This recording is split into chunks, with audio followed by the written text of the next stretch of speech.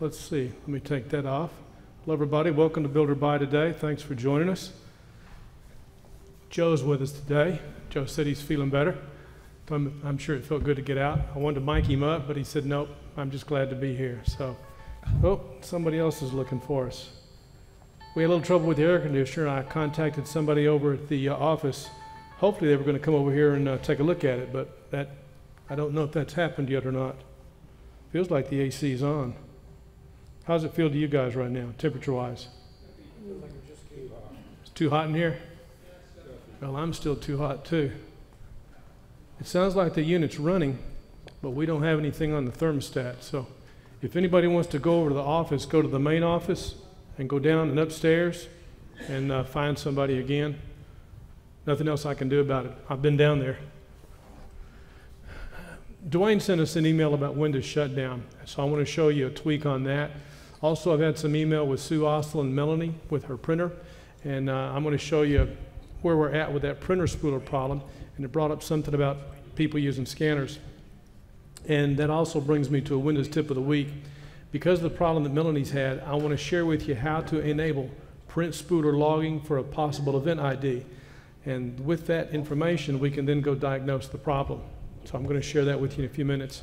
And I talked to you about it last week, the new MSI GS65 laptop, 6-core processor. There's another email now that says there's a new 8-core processor coming out. And I want to talk about the new AMD X470 chipset and the new AMD 2nd generation Ryzen 7 2700X. And I've got a little bit of an update we'll go through on Ray's Intel i9 Asus that he built. Strange problem. Yes. And we don't have anything on the projector, Ben. Something got unplugged because I've got video here and we're streaming, but something over there is messed up. We had signal. For those of you online, bear with us. We got to have to see what happened with the projector. Projector got turned off. Well, it's coming back on. For some reason, it got knocked off. It's hard to be everywhere. Well, he's sleeping on the factory floor now. If I made as much money as Elon Musk did, I'm sure I could make it work too, but I don't. So is the projector going to stay on, or it's going off again? I wonder if it's the bulb, because it's flashing, but it's not coming out. The light bulb test? It was on a while ago. Yeah. Well, yes, it was on a while ago, but I wasn't watching it to see what was going on. Fan is on. And the bulb should not be going out, but it's entirely possible.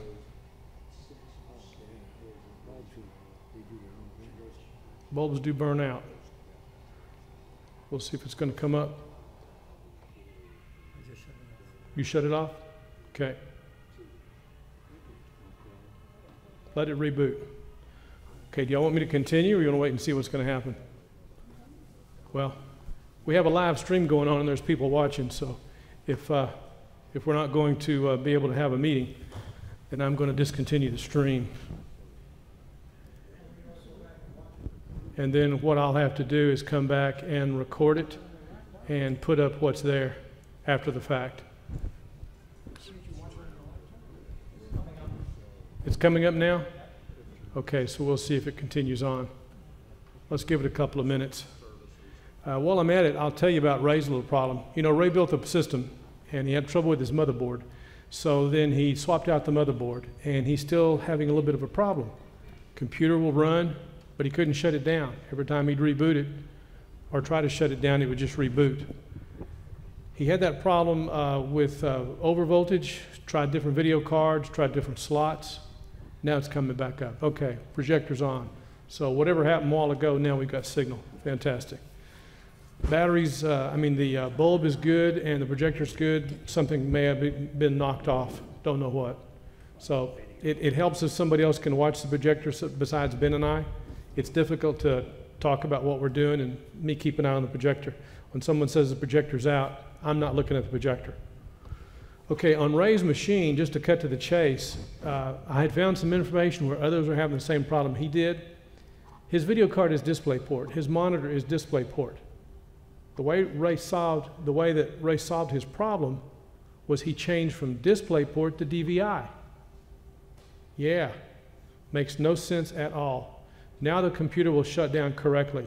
Some information I found said it had something to do with the fan settings, using the AI suite that it interacts with the Intel management, and you have to go into the device manager and turn off the Intel management. But Ray changed it by going to DVI. So we both asked the same question: what would happen if he went to HDMI? Because up here we were using HDMI. Everything we do, I have to convert it to HDMI to get it into the switch, SDI, which then goes out so we can see it up on the screen. So the fact that this went from DisplayPort to DVI, I even asked him about the cable. I said, do you have a different cable you can try? He did, same problem. And his original motherboard and his monitors are of the same age. So I don't understand what's going on. And his video card was one of the new video cards, which is, I've got the WX7100. He has the WX5100. It's the new AMD card. Beautiful card, works fine. So I don't understand, and I cannot diagnose DisplayPort, because the only thing I do with DisplayPort is as it relates to the converters, and I convert it to HDMI. But that's how Ray solved his problem. So he built an i9 with an Asus X299 chipset, and he changed from DisplayPort to DVI. And now when the computer, he tells it to shut down, it'll shut down. So there's some electrical something going on there that makes no sense to me at all, that needs further diagnosis. Now, this takes me on to Melanie's problem. She's having an issue with the print spooler. This may have something to do with the SMB service we've talked about. It may have something to do with the interaction of that SMB service and the drivers.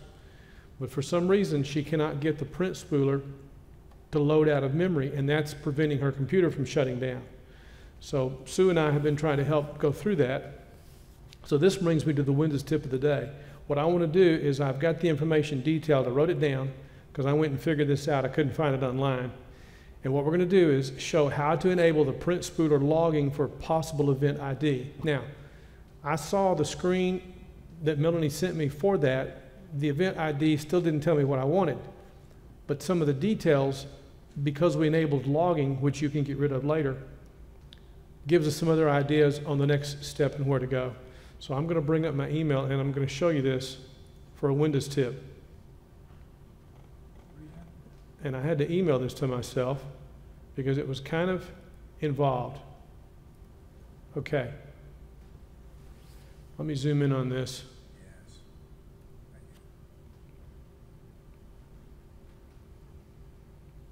Okay, to enable Print Spooler logging, we're going to go to Windows 10 to the second control panel, which is Windows Settings. So that'll be Windows flag I.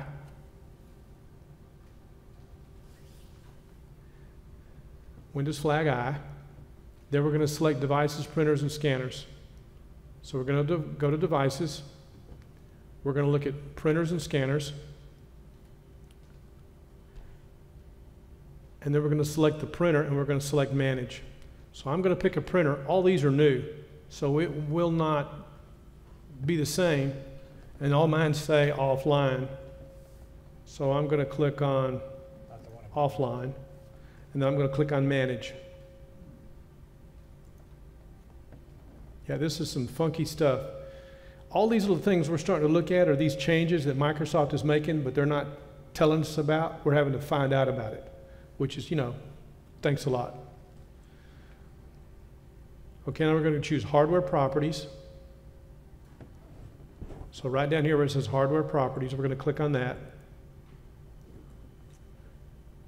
Now, Hardware Properties, we're going to select the Events tab. So we're going to go up here to Events. Come back down here, we're going to view all events. Events tab, view all events. This will add a custom event ID for the said printer in the Event ID viewer. Now you can run a printer and check Event ID,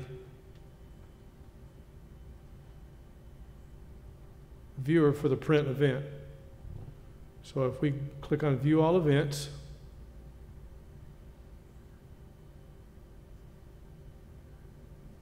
now if you'll notice that's adding a snap-in, and this snap-in in the Event Viewer console can be deleted, but we're adding it so we can keep an eye on that printer. And this is not something you need to keep running all the time. It's just you need to keep running long enough to see if you can get an error code. There is a website called, and if you'll notice, it brought up the Event Viewer, and it shows us custom views for Device Manager, the Canon printer, and it shows us what's going on. Otherwise, you would be looking under Windows logs, blah, blah, blah, down for the printer. And this custom log that we've created, we can delete it. And that'll remove it right there. So that's kind of involved, but it's kind of important, especially if you're having a problem with the printer. My guess is it's probably an issue with her printer because it's an old printer. The question is there a driver update for the printer? She said she has reinstalled the driver. Well, it's a more involved process than that. You got to go into the Windows system, I believe System 32, spooler, delete that cache of files. It's a process. Now, if you'll notice, this says Event ID 410 and Event ID 400. If I go looking at those Event IDs, which I have for her, because I've seen both of those, I see a lot of stuff that deal with a lot of information, but it has nothing to do with the printer. But what I'm after is if there's any information in here like details, which there's nothing, or general. This just shows me it was configured. But if there's some kind of an error in here, I want to know what that might be. Now, Microsoft has had an event log online help. The last time I looked at this, it redirected to nothing. So this event log online help that Microsoft used to have is a dog and pony show chasing his tail. There is a website, eventid.net, where you can go plug this in and see what they've got on it. There used to be an Excel file you could download from Microsoft's site that had a list of all of the event IDs. I cannot find it anywhere. But it was the most helpful because from that then you could go research and one step leads to another. But I'm showing this in case somebody's having trouble with their printer and they need to go in and figure out how to enable these logs. This is how to do it. So it's kind of a long drawn out process. Everything I've shown, anybody online as well as here at the meeting, instead of showing it again, you'll be able to watch this video and go through the process. But these instructions that I've written out, that I've sent to Melanie, I'll put up on the video after we're through streaming so anybody else can go through this 1, 2, 3 and figure all this stuff out. But the event ID is only part of the procedure. We're by no means finished, but 410 and 400 are the same IDs I got for her. And I can go plug them in and show you what I got. It will not tell me what I'm after, but it's the first step. So I'm going to close this down, and that's our Windows tip of the week.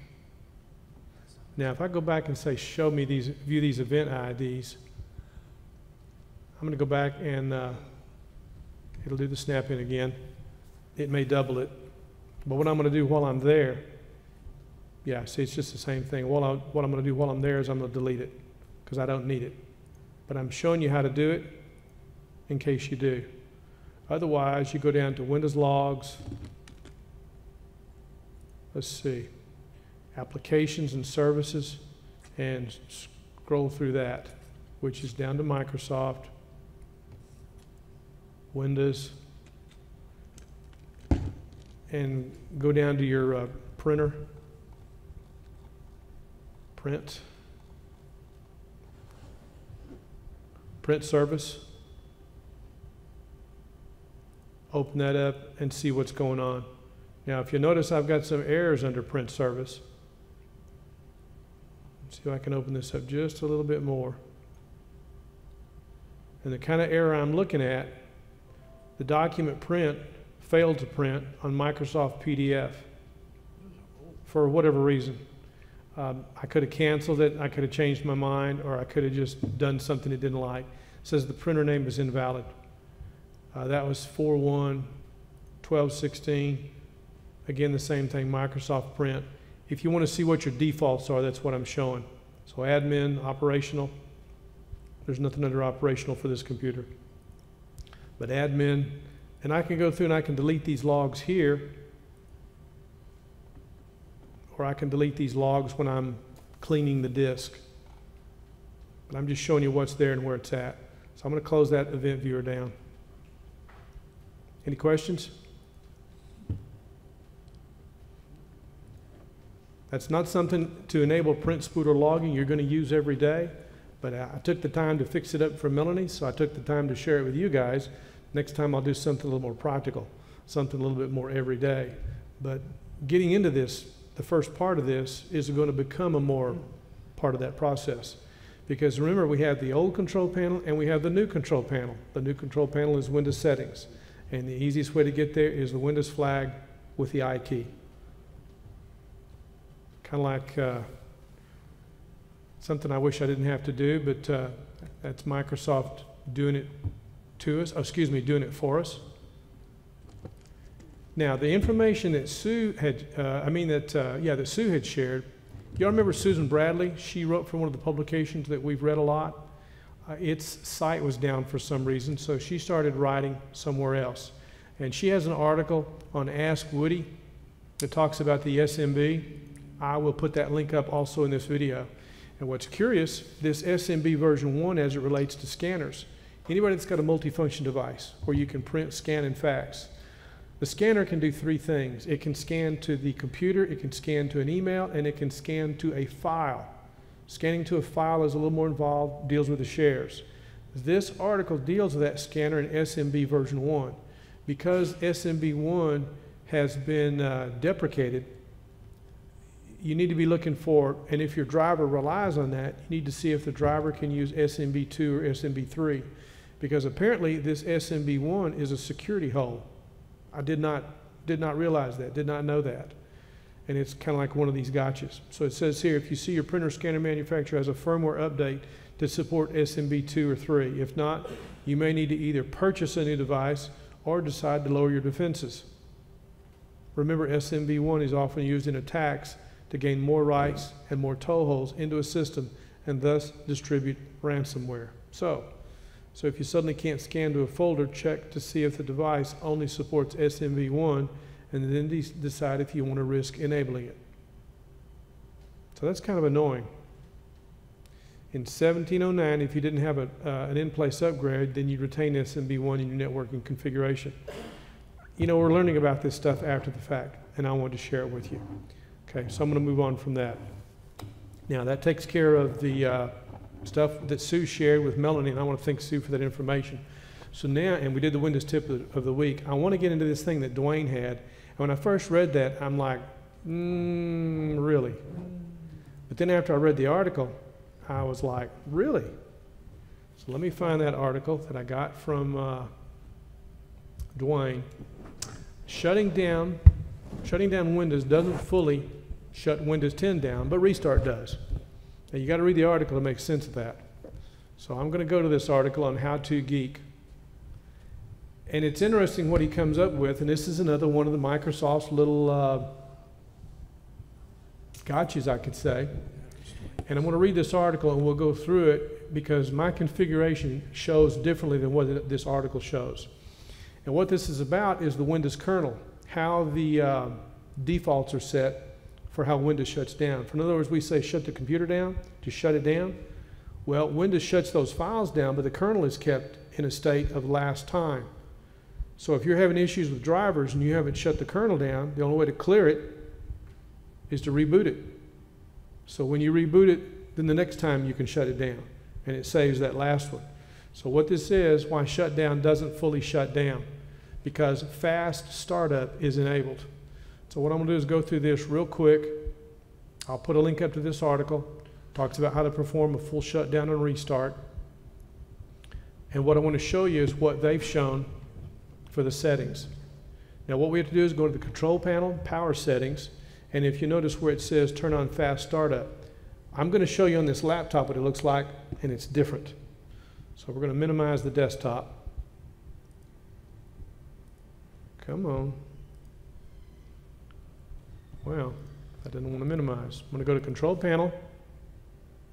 I'm going to go to Power. Let's see, where's Power? Power Options. Now, I'm using high performance. I'm not using HP. But if I go to high performance and change plan, there's nothing down here. When I click on Change Advanced, another dialog box is going to pop up on the left. That's not what I want.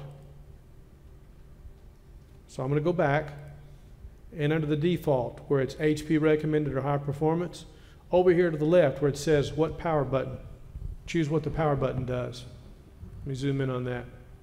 That's the way it shows on this particular computer, on this laptop. So when I click on this, now I get right here, turn on fast startup, which is recommended. Most of the time, that's going to be fine, but if you're having trouble with drivers, turn that off. And right now, that's grayed out. I can't touch it, but that's where I need to set it. So when I press the power button, I need to choose what I want that power button to do. By default, it's sleep. And we think hitting the start button, shutdown, it does shut it down, but it doesn't turn off fast startup. So I've got to get that turned off. And right here, change settings that are currently unavailable.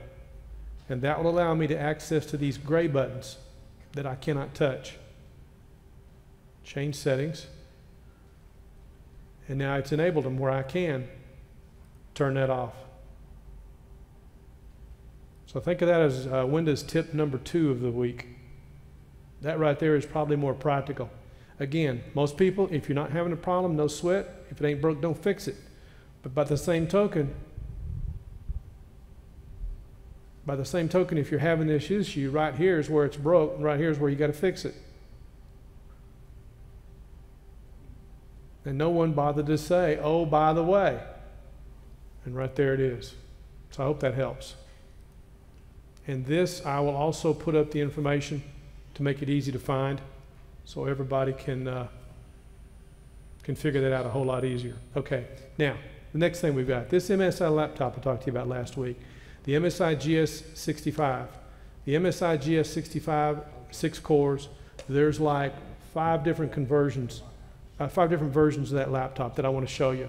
But before I do, there's an 8 core that's been announced, and that's in an article that I just got from Duane. For this, I'll get the link up. No, excuse me, this I got direct from Tom's Hardware. Intel docs reference an 8-core Coffee Lake CPU, an i7 9700K. I'm not going to click on it because when you do, you get all, well, I think I already have it up in memory. They've got all these stinking ads running that get really annoying. Yeah, and here's the article. I'll put a link up to it. Intel docs reference the 8-core Coffee Lake processor. So, you know, everything with a computer, whether we build a computer or buy a computer, is all about resource allocation, and there is no perfect computer. There's always give and take. Like Jerry Lee and Ray, they like Intel.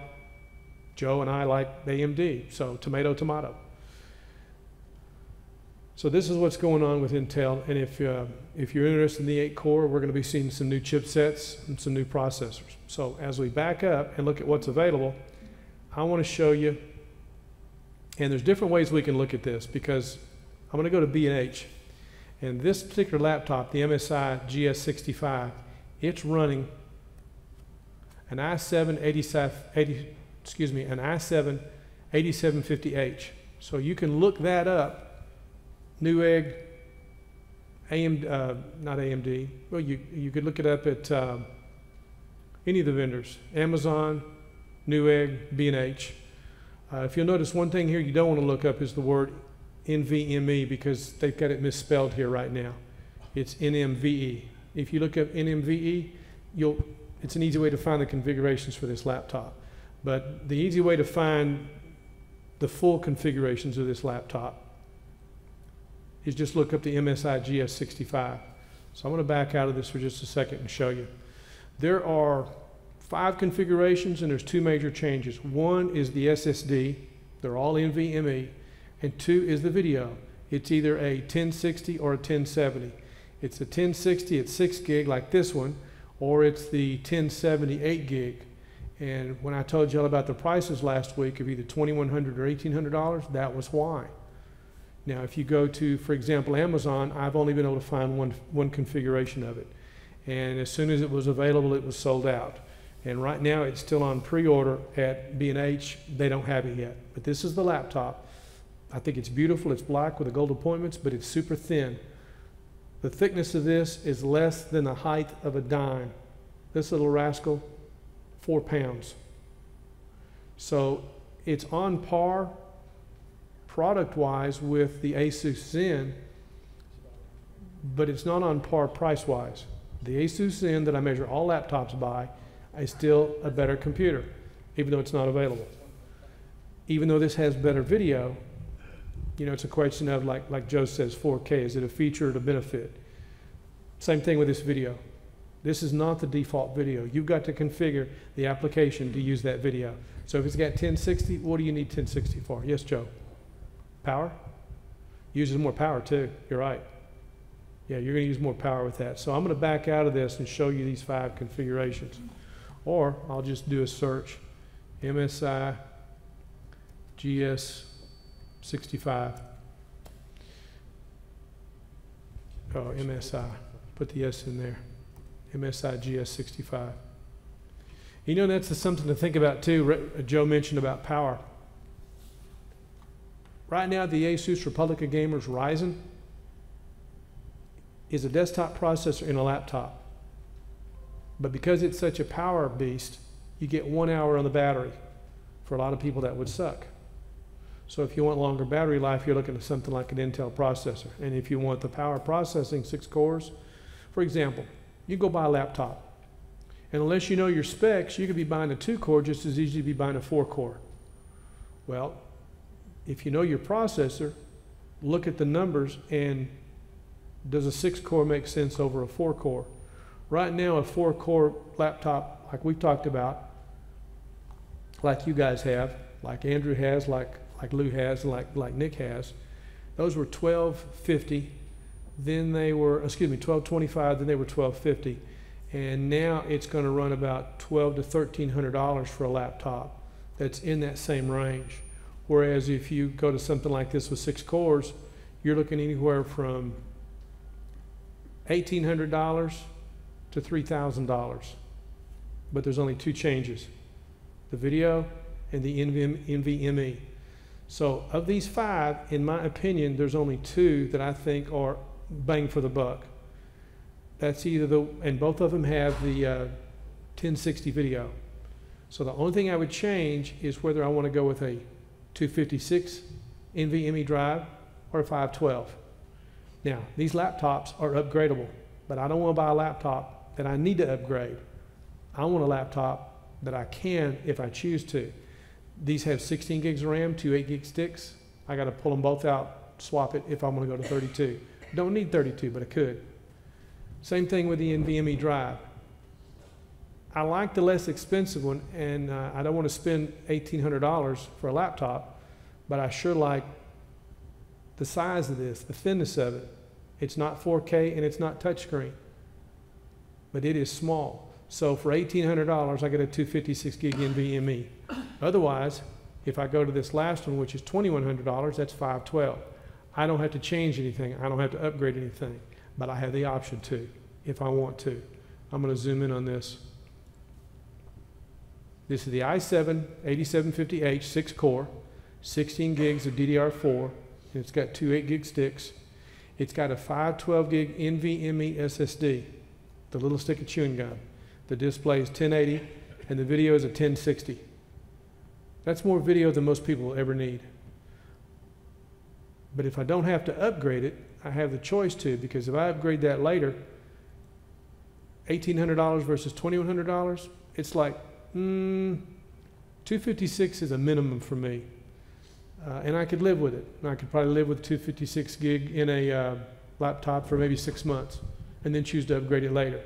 So it may become an issue of which one's available. In other words, right now you can't get any of them. And only one was available on Amazon, and it was the $1,800 one. Let me back out of this and zoom out. Whoop, brought up the control panel, wrong keyboard shortcut. Here we go. It's the $1,800 one right here. 256 gig for $1,800. If I want 6 cores. Now again, there is no perfect laptop. There's give and take on every one of them. But if you want small, and you want powerful, 6 cores, 256 gig NVMe, 1080 resolution, and a GTX 1060. That is a beautiful laptop. Now I've seen one from Asus that's in red, but I don't know any details about it. I've had time to study this laptop, and I think it's amazing what MSI is doing, and the fact that you can do all that in such a small package. Now it breathes from the back, it breathes from the edges, and it also breathes through the front. So it's got a cooler in there. How noisy is it? I have no idea. But it has got all the ports on there that you can imagine. It's got Thunderbolt 3, which is the USB-C. I believe it was 3 USB 3 ports. Oh yeah, and it has HDMI and mini display ports. So if you need that capability, now from my perspective, that would be 2 HDMI ports out. I'd take that mini display port, convert it to HDMI, and I'd have 2 outputs that I could go into the switch and put those up on the screen for 2 different inputs. But not everybody needs to do that. But that I could use in place of a desktop. What does that desktop weigh? That thing was probably 45 pounds, 40 pounds versus 4 pounds. Something to think about. Got a touchpad on it, have no idea what it's like. Keyboard probably does not have the touchpad on the side. Windows 10 Home, you know, no big deal. I could deal with that. But I wanted to share that with you. Something to think about. We're getting feedback on the mics. Are they on or off? They're on. They're on? Oh, I wonder why they're doing that. Now then, that takes us on the MSI laptop GS65. Now the next thing I want to get into is the new AMD chipset, because you know, I always say chipset's the foundation of a computer. We got a new processor, a new chipset. So I'm going to go over to Build or Buy, and I've got some talking points here on this. I put up the link number 10 on the processor, which is the 8750, and also the MSI. And anybody that's interested in the MSI laptop, that'll be relevant. Now, all the rest of these, 1 through 8, are going to deal with the AMD Ryzen. This new second generation processor is a Ryzen 7 2700. You get a faster processor. It does a few more things, like it's just a little bit faster. It's again on the AM4 platform. Because it's a Ryzen, it's not a Threadripper.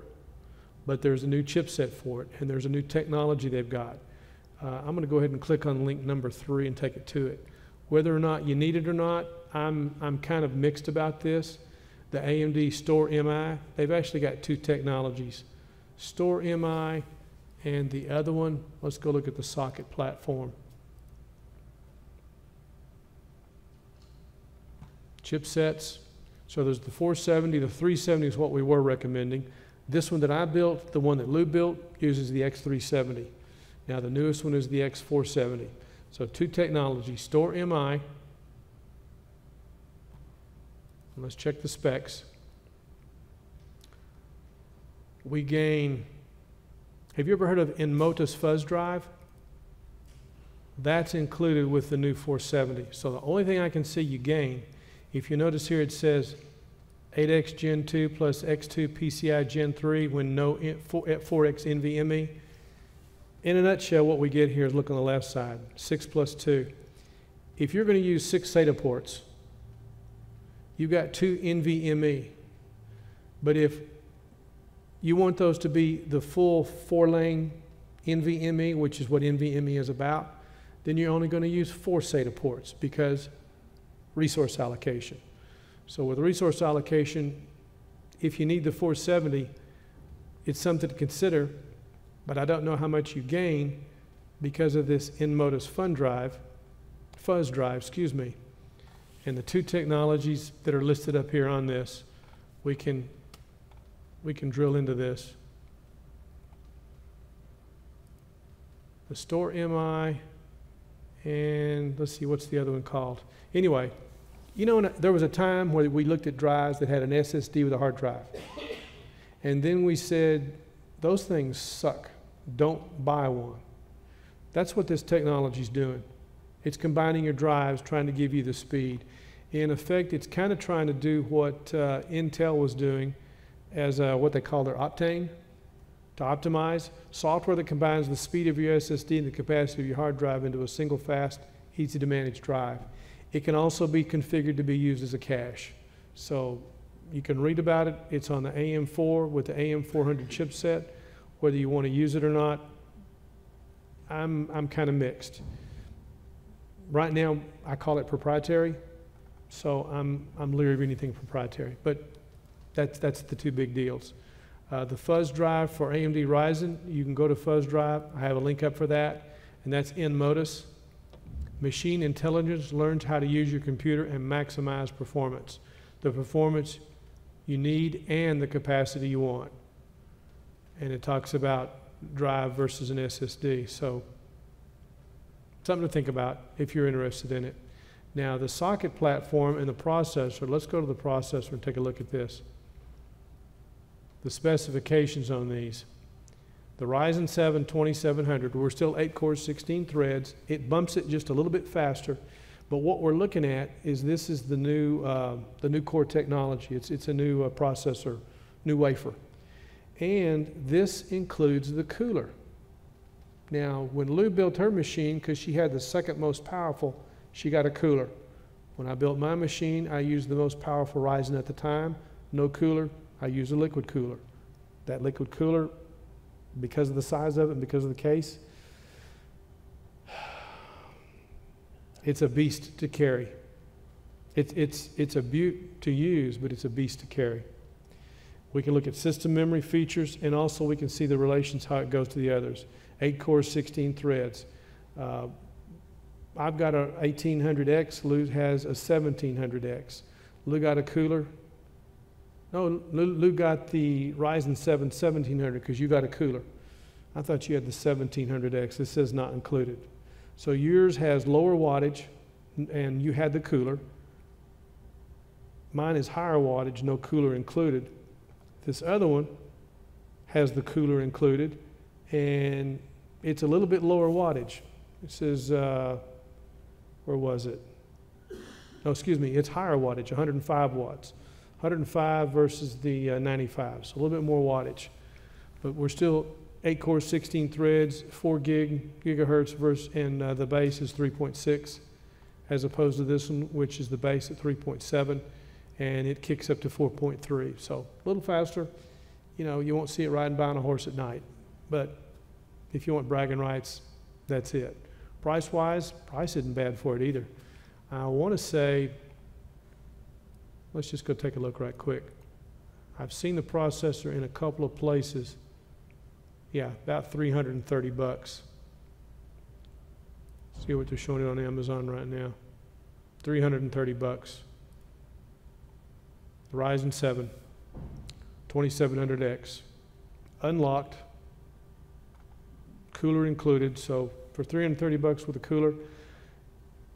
What's nice to mention about this is maybe not everybody needs the power of a Threadripper.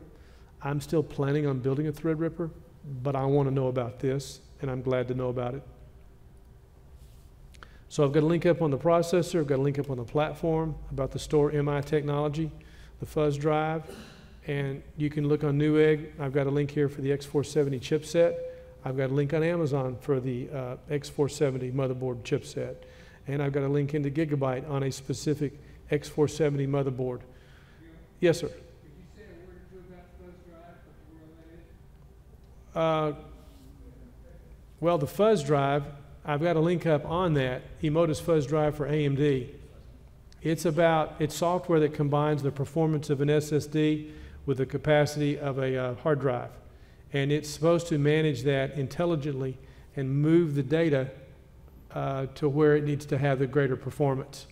So that's when you said something about those hybrid drives. Yeah, Same kind of thing, they built it into the computer this time, you say? a long time ago, when those hybrid drives first came out, we thought it was a great idea. But then as we went forward, they realized they suck. And stay away from them and avoid them like the plague. I don't know how this relates to that, but this is a technology similar to that. It didn't work in hardware, and hardware is always a better solution than software. So I'm curious how they think they're going to do a better job. Well, I had one of those things, and I never could tell the difference between that disc and another one, because I had 6 or 8 discs in there, and so it would read and it would write and so on. But in its last encounter, it broke other things inside my computer. I ended up giving it to Joe, and he's had no trouble with it at all. So he's welcome to it, and I'm glad I don't have it anymore. What I found is if you have a fast processor, you'll be okay with it. If you have a slower processor, in my experience, it does the exact opposite of what it's supposed to do. I used it with a CPU-based system on an FX motherboard, and it was pretty much okay. I put it in a system that had an APU. It was horrible, horrible. It did the exact opposite for performance. When I got rid of that drive in that machine and put just a regular drive in, performance went way up using just a standard spinning hard drive. So I just say avoid them like the plague. But I put a link up to the technology so you can see what they're saying, and if somebody wants to experiment with it.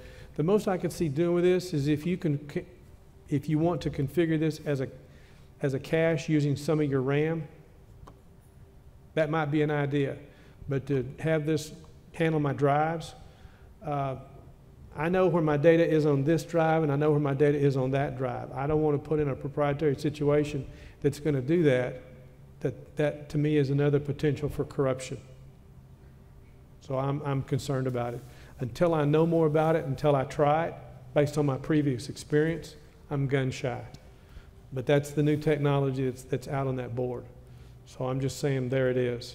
But I'm not a fan of it. Now, I want to share with you a little bit about cameras. We've got a neighborhood thing where for some reason you have to be invited to log in to your online neighborhood. Do you guys have any of that in your area? Well, we got one in our area. Every time they've invited me for the last, 5 or 6 years, it's always at a time when I'm busy, I don't have time to mess with it, and they give you 7 days. So every time I had time to do it, it'd be like a month after they sent me the invitation.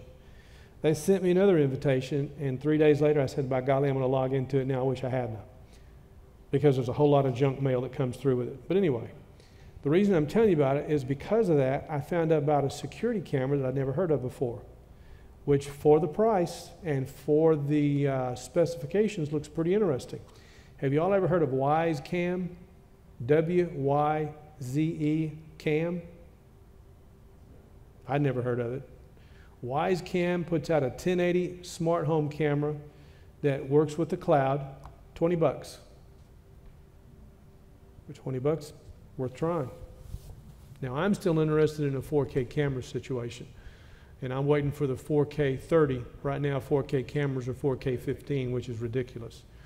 But talking point number 12. Gil? Yes, ma'am. Is that next door for your home, neighborhood? Yes. Yeah. Yeah. I'm on it. Wish I'd have never joined it. Well, I ignore most of the time, but occasionally there's some really good tip. Oh, busybodies. There's a lot of busybodies in there. 99% of those are. Oh, geez. But you can see the headlines, so you just click it off. Sometimes the information is relevant, like when something's going on that law enforcement needs to know about it, I like to know about it. But otherwise, if somebody's, well, if you've been there, you know what it's about. A lot of busybody stuff. I'm not interested in that. Don't have time for it. But anyway, I found out about this camera somebody was using. And new technology is always curious. WyzeCam for $20. It's a 1080p camera. Now, I don't know if it's 1080p 30. My guess probably. But for $20, I'm willing to try one and see what it does to understand the process. And because my next thing is, I want to know if that one piece of software that can manage lots of different kinds of security systems could work with this, which the name escapes me right now. But for $20, it's worth checking out. So I've got a link up to it if anybody's interested in security cameras. And like I said, I'm still keeping track of the 4K cameras, but I don't want 4K 15, I want 4K 30. 4K 15 is like something moves and it jerks. I want 4K 30 where I see motion. I want to be able to see the hair in somebody's nose and the white of their eyeballs.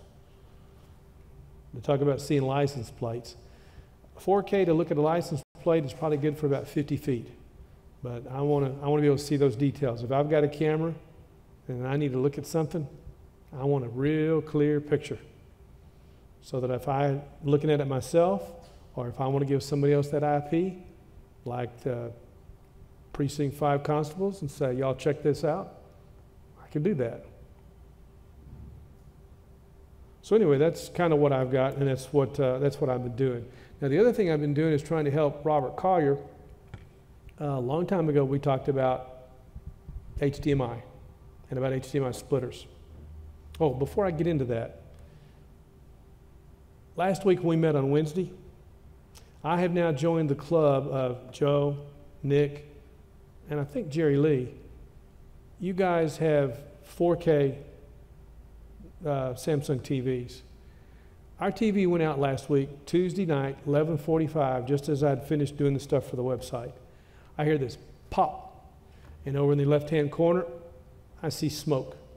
And I do what? I let the smoke out of it. Yeah, I'm supposed to keep that contained. So I'm thinking, this sucks. So then the screen goes dim. So I had to wake Mom up, told her, I said, TV's got to go off and I'm unplugging it because it's out.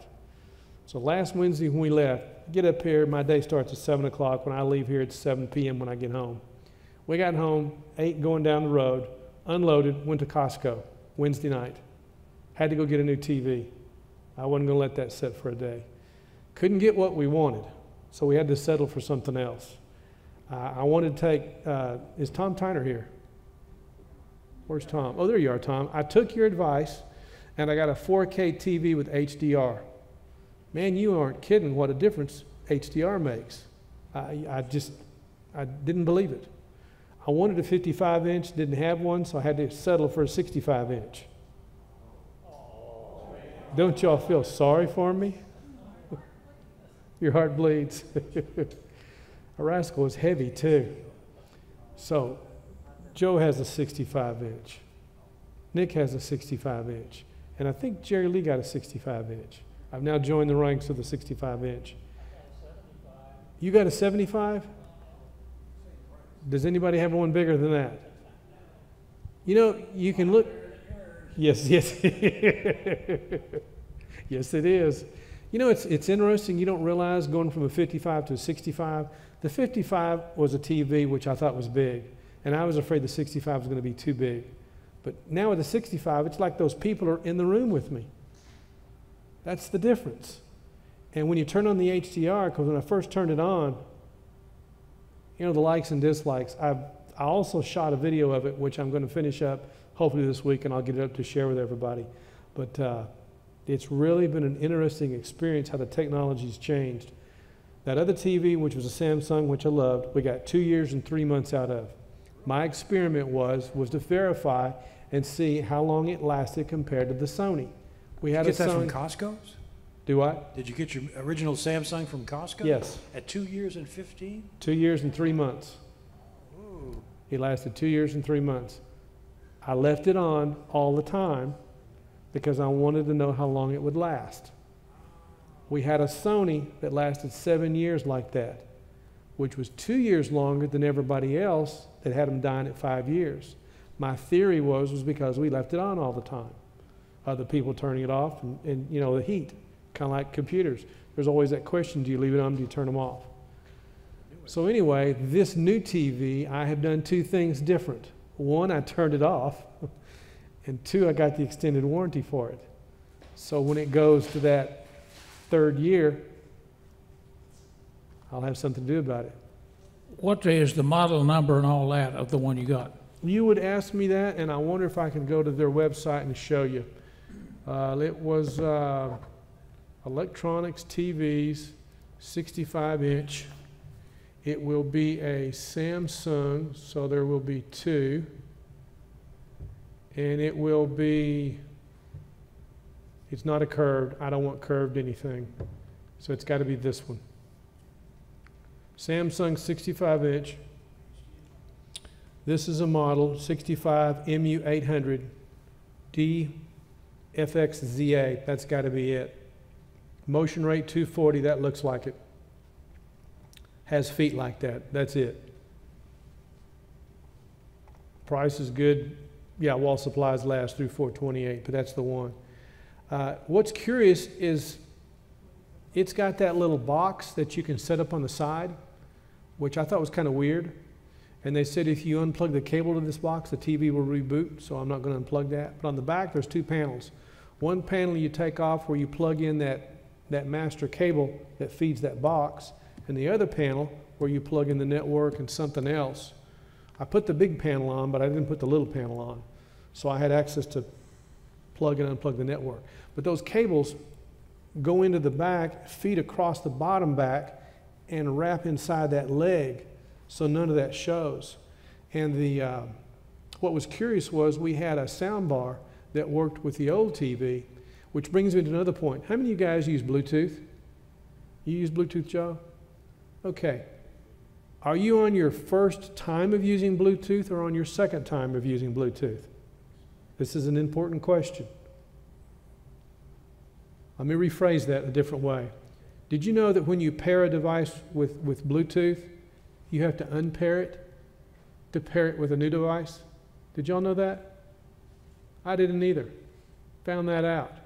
Because I'm sitting here and I'm thinking, I put the sound bar up there and nothing's happening. I go into the configuration, nothing's happening. So I get out the digital cable and, well, I had it working with the digital cable, but I didn't like it. I'd rather do the Bluetooth, but I couldn't get the Bluetooth to work. Then I realized I had to unpair the speakers. So I had to figure out what button to press on the speakers to unpair them. Once I unpaired the speakers, the TV says, I got your speakers right here. Would you like to use them? I'm like, absolutely.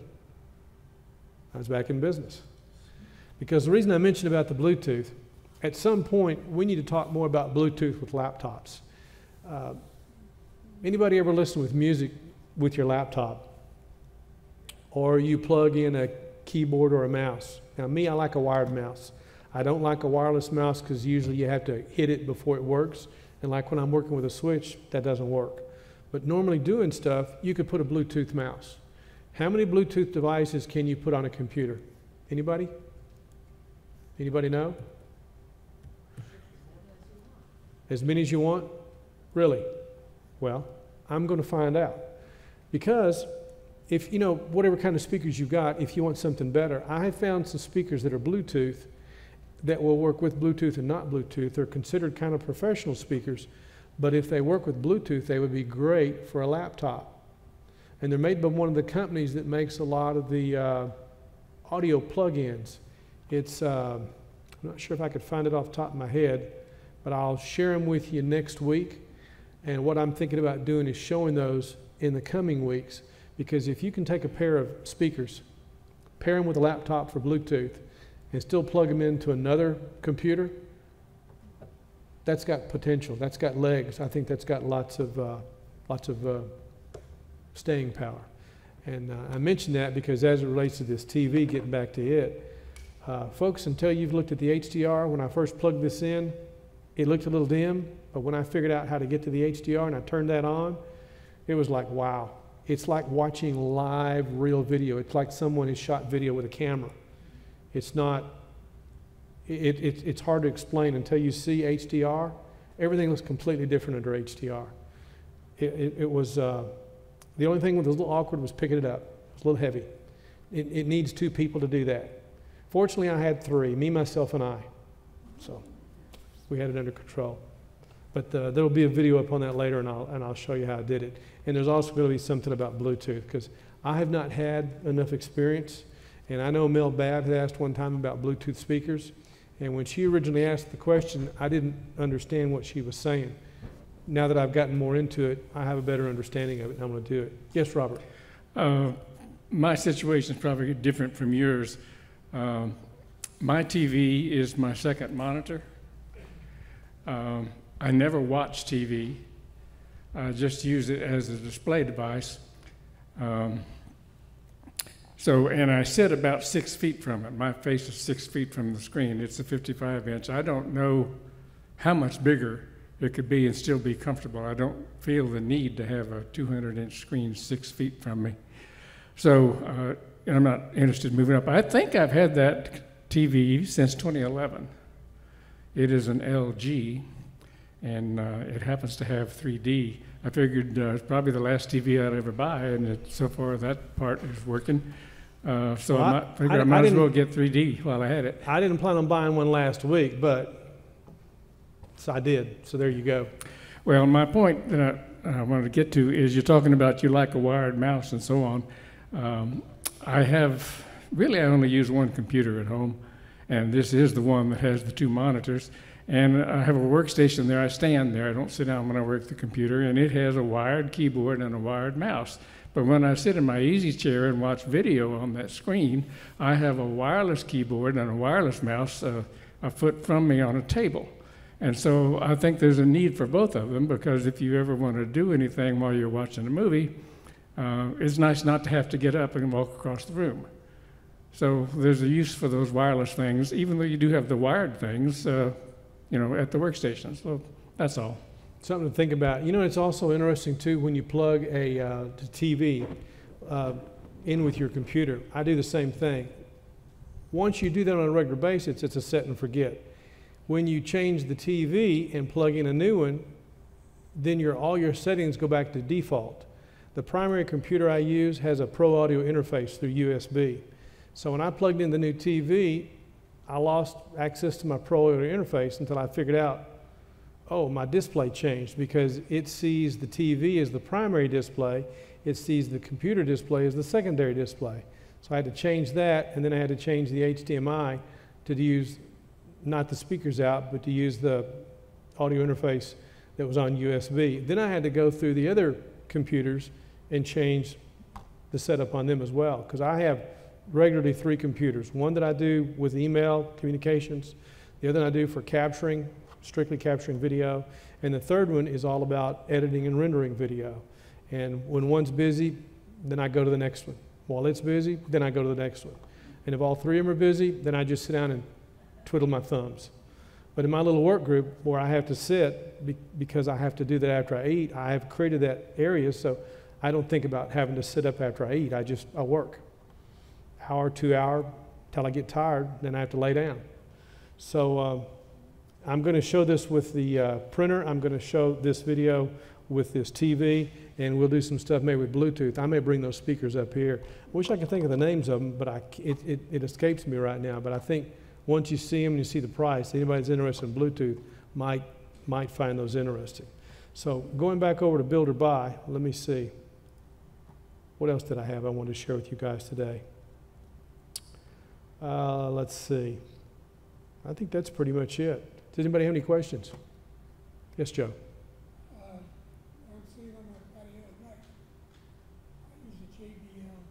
Oh, you got one of those JBL Bluetooth speakers? Oh, nice. JBL 440? No, Flip 4. Oh, Flip 4. There you go. Flip 4. JBL Flip 4. Yeah. Those are a good price. And you use that for the phone? Yeah, my phone is on Bluetooth. Phone's on And Bluetooth? it plays into that. Nice. Now, see, you got a smartphone. Mine's stupid. I have a dumb phone. So my phone's hard enough to talk to.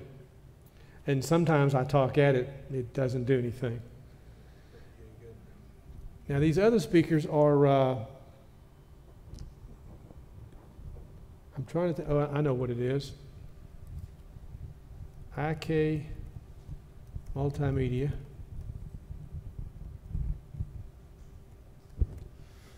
Gil? Yes, sir. I used one of the older JBL flips. I use it all the time for my yoga classes. I just play the music using a smartphone and pumps it right in, and it's a good sound.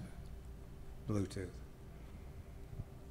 Okay, now the IK Multimedia has two types. They've got this single speaker, but then they've got a pair of speakers. The pair I'm looking for is this micro monitors. This will come up on Sweetwater's site if it'll show. There it is. These are available in other places. The advantage of these, and this is probably the best place to look at a picture, if we look at the back of them, can y'all see that? Yeah, that's a good picture. You notice there's a Bluetooth button at the top, so you can pair them and unpair them. You can set your EQ, but you can set your inputs. That is an 1/8" ring tip sleeve plug, and you've got your RCA phono plugs. And then it's got a power tap, and then you've got the master and then the slave. You've got that DIN cable that plugs into the slave cable, to the slave speaker. And it's got a volume control. Those are professional monitors, and they've even got a mount on the bottom so you can mount them to a mic stand. So whether you put them on a full mic stand or a short mic stand, to set them on a table. And they've got a little foot that'll tilt on the front if you want to kick them up just a little bit.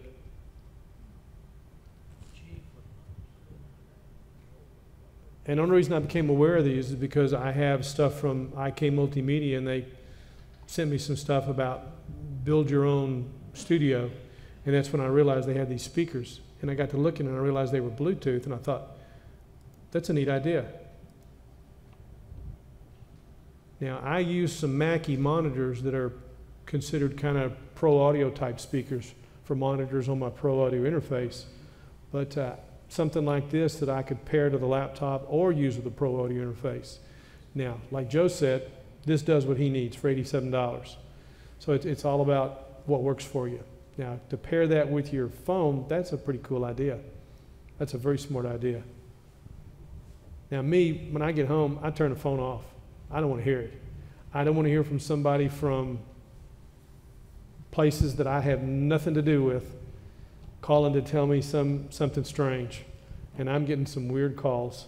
And after those calls that we got in December about your Apple iCloud account's been hacked, which I don't have, your Apple account has been hacked, which I don't have, and someone's buying an Apple iPhone in your name, which wasn't happening.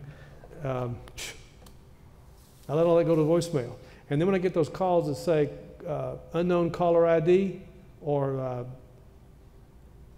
and they don't leave a message, and they don't tell you what, they don't want you to see the number, I'm like, yeah, I know. Philippines, India, that's fine. Pakistan, I don't need those calls. So I turn it off. People start calling. Jack? Google Voice, yes. Yeah. What's nice about Google Voice, and I may have one in here right now, is any message that comes through. I was going to say, haven't you flipped the spam button on it? No, I let everything come through. Oh, okay. I like, because what I like to do is when I get one of these, I don't do the call back, but if I see a number like this, let me zoom in on this. I like to go research them. I don't do it to all of them. Just like to see who's bugging you, huh? Well, yeah, because it's kind of a two-way thing. And what I'll do is go, where is it? There it is. We'll go search it, and we'll see what comes on it. No Mo Robo. Okay, that's a robocall. Phone scam alert. See, I like to go list them. Sometimes I'll go to 800 notes, and if you see any comments up there from big text, that's me. Oh, really? Yep. So when I get those kind of calls, I put them up on 800 notes, and I use the name Big Tex, and you know, like this kind of stuff, I'll go put up there what I find out about it and call it what it is, pond scum, lower than a snake's belly. I've got kind of a weird arrangement. I switched everything over to Google Voice because it's all free. How do you like it? It's a little glitchy. I wouldn't recommend it to anybody that doesn't want to keep poking at their phone system. You find it glitchy? Yeah, but it may be just stupidity and ignorance on my part, because documentation on that's kind of hard to dig up. Documentation is, yeah. And the I've got a normal desktop phone answering machine, and I have it set to answer on the second ring. And my Google Voice I have set to answer and take a message on the 6th ring. So if for some reason the desktop one fails or breaks down or whatever, it'll roll over to Google. Well, sometimes it completely bypasses the desktop system and goes to Google, and all my incoming stuff comes in on email instead of on my answering machine, which is a kind of a pain in the tail. You have any thoughts on that? I hear what you're saying, and I have that sometimes too. Sometimes the phone will ring and I never hear it, Yeah, and it goes straight to voicemail. right. I find that kind of odd when it happens. Now, when the cell phone, for example, this all started for us, and Ray said try this, and we did. When our phones got hit by lightning, that's been several years ago. It took me 2 weeks to rewire all the lines. I got tired of AT&T coming in and Band-Aiding it. So I fixed it right. I ran conduit, I run Cat5 cable, punch down blocks all throughout. Because our lines have been fried twice from lightning. We've had probably since 78, we probably had about 20, 21 lightning strikes, front and back. So anyway, when the phones were out, I put them to redirect. So if somebody called, I could get the call, I put it to Google Voice. So then once we got Google Voice running, I said, okay, Google Voice, send it to the cell phone. If the cell phone's on, I'll get it. If it's not, take it to voicemail, send it to email, I can see it after the fact. So I've kept it that way because it's been easy. So we have 2 phone lines. When line 1 rings, it rings once, click, and if the cell phone's on, I'll get it. I'm supposed to. Sometimes I don't get good service. Sometimes, and we don't have aluminum foil on our, you know, if you have aluminum foil in your deck sheeting, it'll totally block out your wireless signal. I don't have that. But sometimes in the house, I don't get a good wireless signal. I have to go outside to talk. Sometimes I can stand at the back door. Sometimes I can sit perfectly in the den on the floor and I can hear it. And other times it's nothing. So I attribute that a lot to the cell phone. But what you're saying, I get that a lot, but now you're telling me it's not the cell phone doing it. Yeah, I don't have my cell phone in the mix at all, so. Interesting. Interesting. Well, I get that a lot. So line 2 I have on 2 rings, it catches on the fax machine. And now because of this new fax machine that I can enable an email address, I'm going to take line 2 and turn all the faxes to an email address and let them go to a mailbox so I can keep that in a folder and keep track of it. Most, and again, I have a history with faxes. I've been doing faxes. Used to, I told folks, you know, if you needed to test your fax machine, send one to me, but keep it short. And we had a couple of people, I forgot one of the guys that used to do this. But anyway, he used to send faxes, and I'd say, you know, send maybe 1 or 2 pages, 35 pages minimum. Yeah, and I had a thermal printer. You know the guy, Nick, he was a little bit eccentric.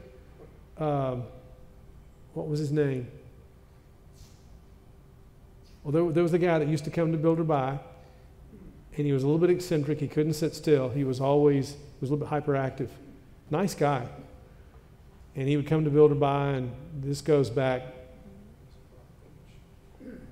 probably back in 2000, maybe 2001. Anyway, he was one that would just, and that was back when I was using thermal paper. So then I got in the habit where I let the fax machine catch it, but I pulled the paper drawer out. So the fax never, you hear where I'm going, so the fax never comes through. So I get a lot of advertisements because there was at one time, before we had the internet, a fax service that I subscribed to get technology news. And I don't even remember what the name of it was. That's how far back this goes.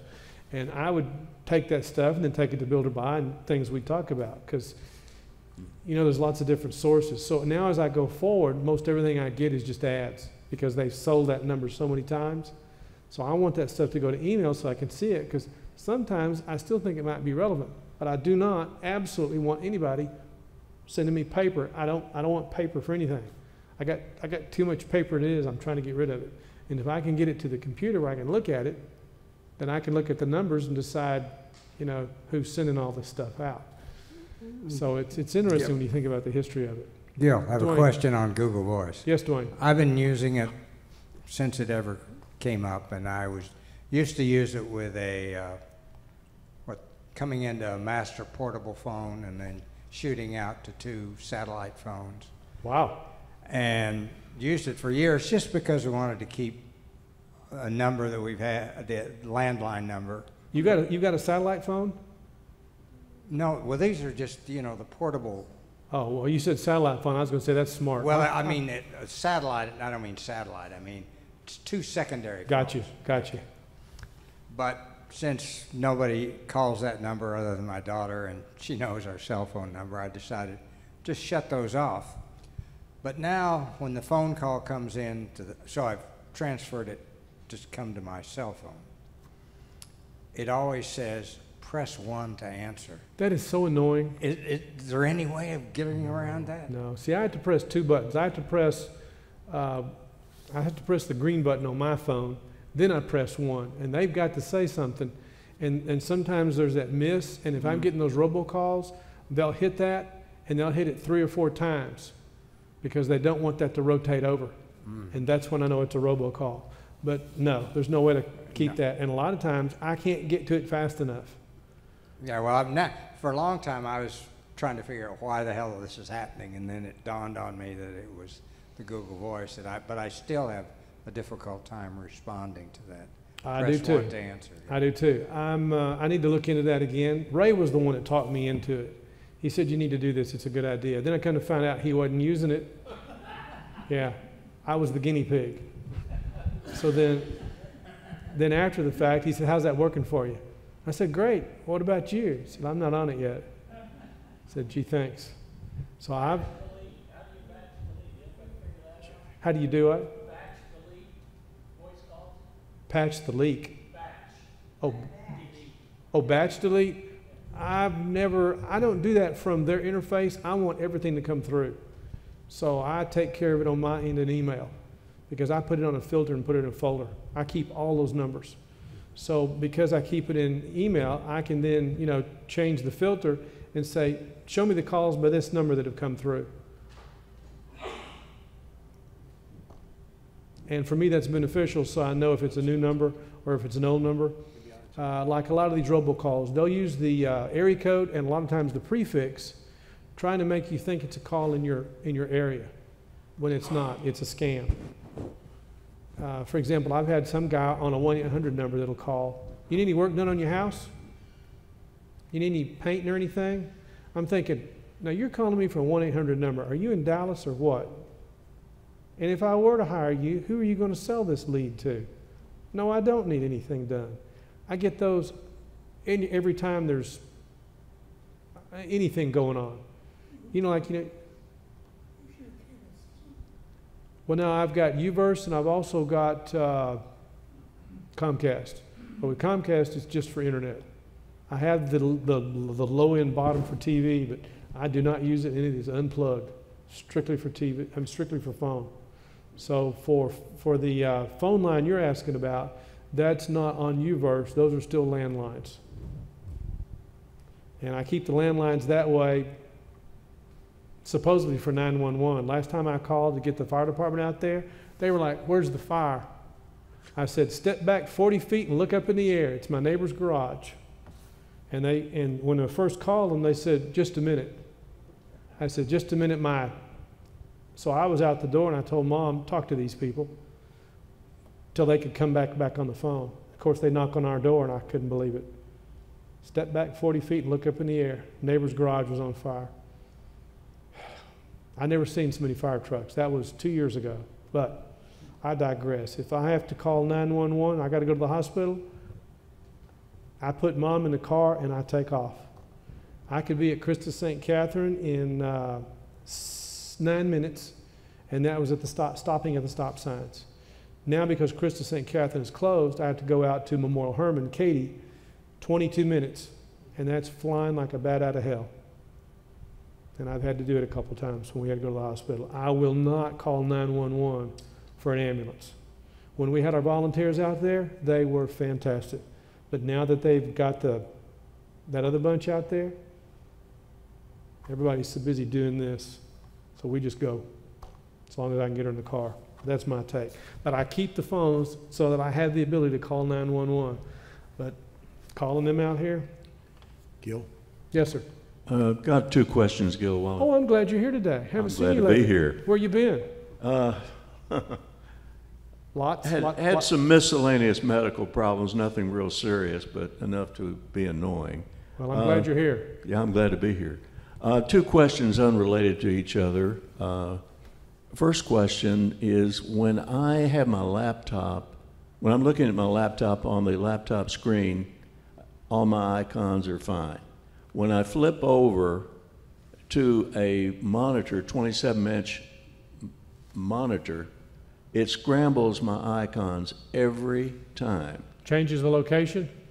Pardon me? Changes the location of them? Yes, they just scramble. They just It regroups them. totally chaos.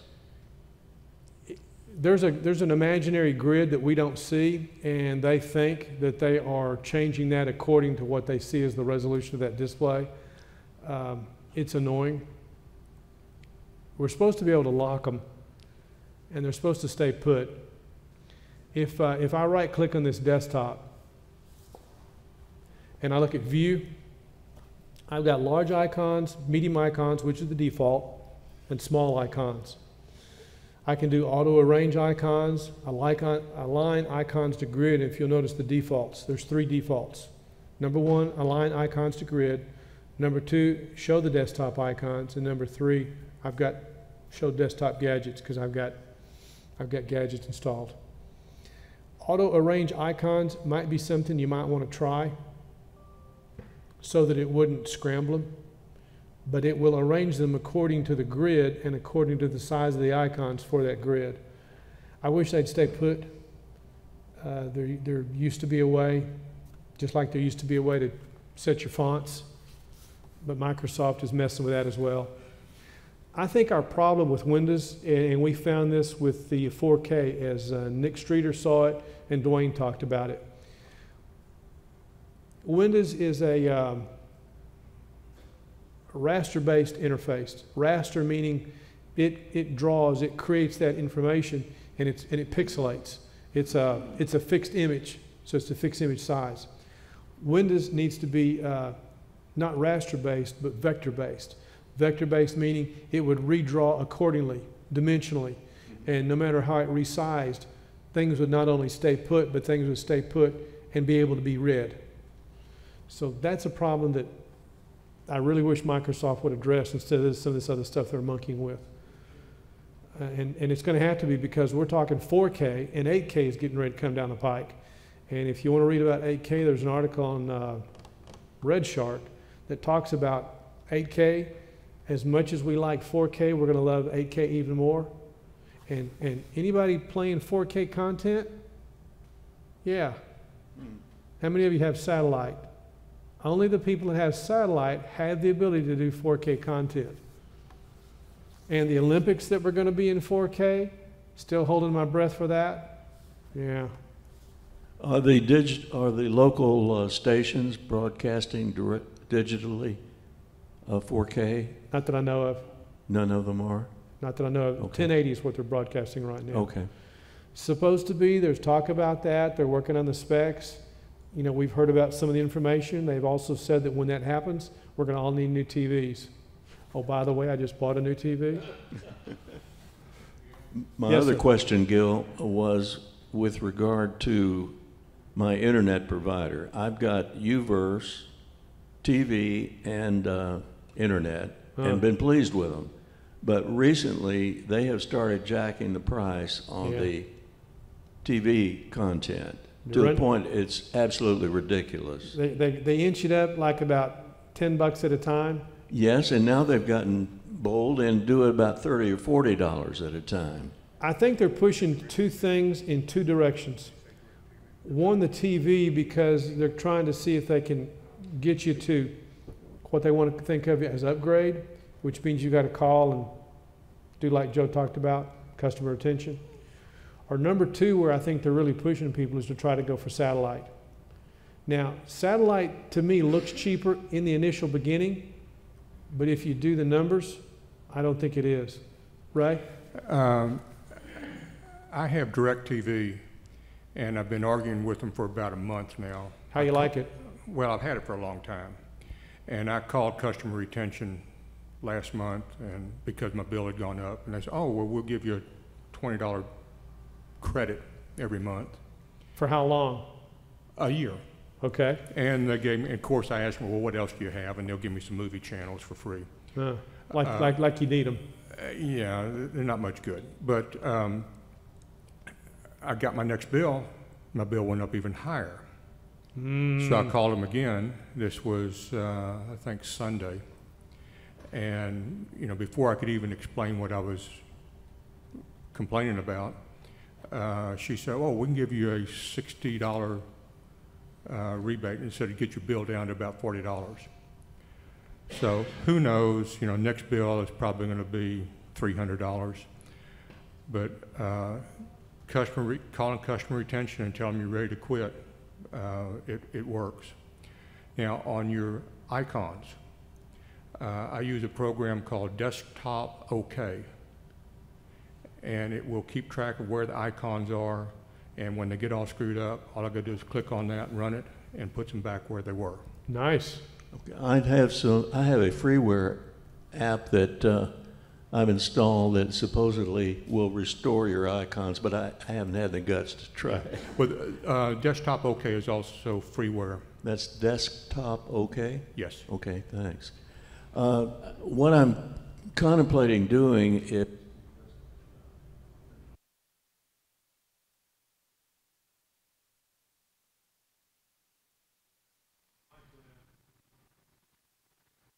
They're both. yeah. I wonder what happened. Now I'm back. This one's all right. That's strange. They're both okay. The other option that I have is to keep my internet connection, which I think is about 25 megs per second, and just stream whatever content I want for TV. Yes. And I don't know if I cancel my UVerse TV, if they're going to jack the price of my internet connection. But right now it's $30 a month for 25, I believe. I think Ray can answer that. Robert, can we get another mic back there on Ray, please? I think the camera's still on him too. If you cancel your UVerse, who are you going to go with? Satellite? Well, no, I was just gonna stream the TV. Just stream it? And okay. I'm either gonna have to use UVerse for internet connection or Comcast, Yes, that's Xfinity. Okay. And I'm wondering if I cancel my TV with UVerse, if they're gonna jack up the $30 a month. I would be afraid they would, because they're gonna tell you that because you're unbundled. Ray, what were you going to say? Yeah, the only thing I was going to say is if you were going to go to satellite, go to DirecTV. Since they're the same company, they tend to work with you quite a bit. But it doesn't sound like you want to do that. No, I don't. I don't want to do that. I can tell you my experience with Comcast. When I wanted to increase my bandwidth, I only wanted internet. And they said, well, the only way we can do what you want is with this bundle. So the bundle was to get the basic TV, and they sent me a box that I've never plugged in. And it was cheaper to do that than to get just internet. Okay.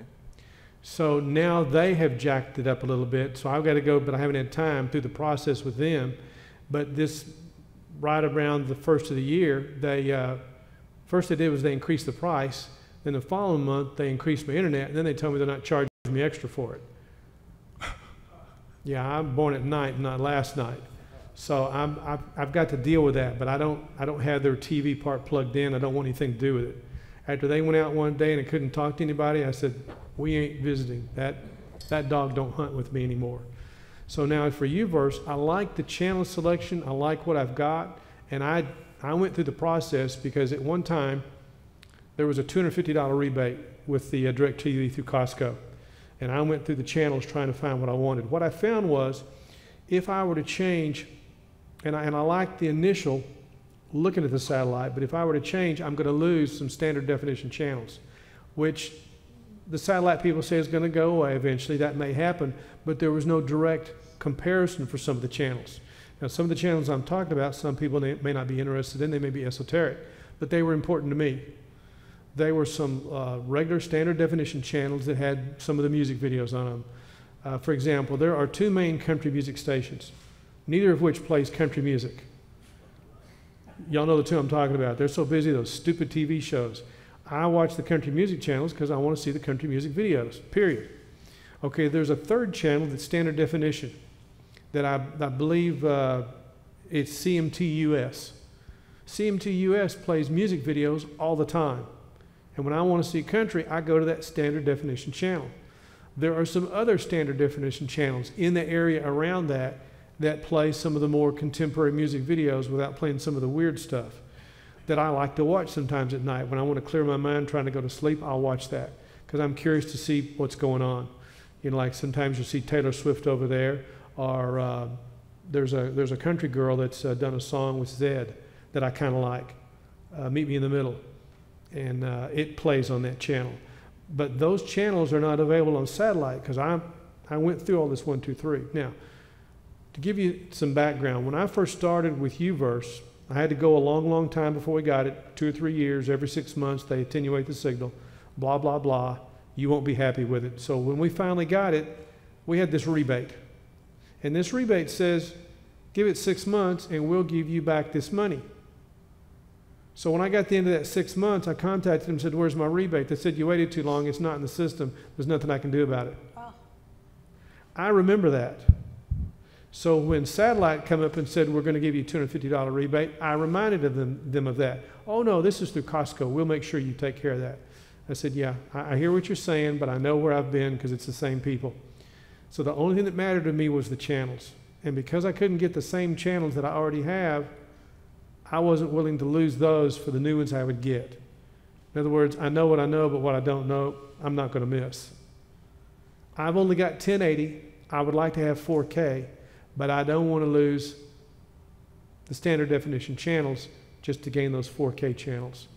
At some point, I may, but as I've gone through that list of channels, and after I did the numbers, it's not going to be cheaper for me because to get some of the same channels that I've got, irregardless of 4K, it's going to cost me more money. Because it's going to cost me more money, it's going to cost me about the same. Well, then it's a wash. So what do I gain? I don't want a piece of hardware hanging off my roof. And that's really my biggest stumbling block. The next one is fulfilling a promise that has already been broken once. And the third one is, after we go through all this, you know, what do I gain? So it gets cloudy, like Ray says, it works as long as it's not cloudy. Well, by the same token, have you ever noticed the same thing goes for Comcast as well as UVerse?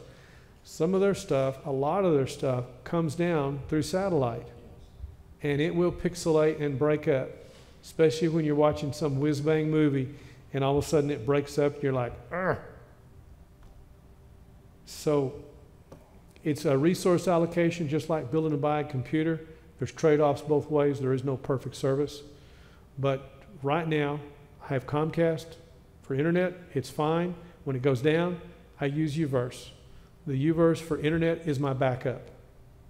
Their internet sucks. All this fiber that's being installed all over Houston is AT&T. Why the dickens don't they hook it up so we can use it? In my subdivision, they brought fiber to an apartment project right outside my subdivision. But you can't get it yet. I can't get it yet, but the technician told me they were going to bring it into our subdivision the next 6 months, which I don't believe. I say I'll believe it when I see it. Yes. 6 months. Okay, this is... and it's still UVerse, whether it's fiber or yes. copper. It's still UVerse, and their customer service is absolutely horrendous. You know, it's funny when when Southwestern Bell combined with AT&T, they said it was going to still be Southwestern Bell. It's not. Southwestern Bell was really good people. AT&T sucks. And they have that EULA that you have to accept that, well, you know, we can terminate you if we don't like your attitude. Yeah, read it sometime. It's in there. That's pretty much what it says. So I like the AT&T UVerse for the TV. It's got a great selection. I like being able to program my TV online. That's pretty cool because sometimes that I'm watching stuff and I don't want to mess with it. I'll go grab the computer and I can go search and check stuff. Like during the holidays, the Christmas shows, I like to find stuff like, you know, Blake Shelton did a Christmas show, Michael Bublé did a Christmas show. Neither one of those occurred this year. I went looking for them. Some of that kind of stuff. I can do it online and be ready for it. Usually you can only schedule about 2 weeks out. For example, some of the new stuff coming online they're advertising is, have you all ever heard of a show called Siren? Yes. Have you watched that? No, I saw the previews for it and said it wasn't my cup of tea. It's weird. Vampire mermaids? Well, that's what it looks like, but it's about these two women who are mermaids. They get caught up in this net. Long story short, they're now on land, and if they're out of the water, they lose their tails. And in the next episode, because the military is trying to get them to come out of the water, they're killing off their food source.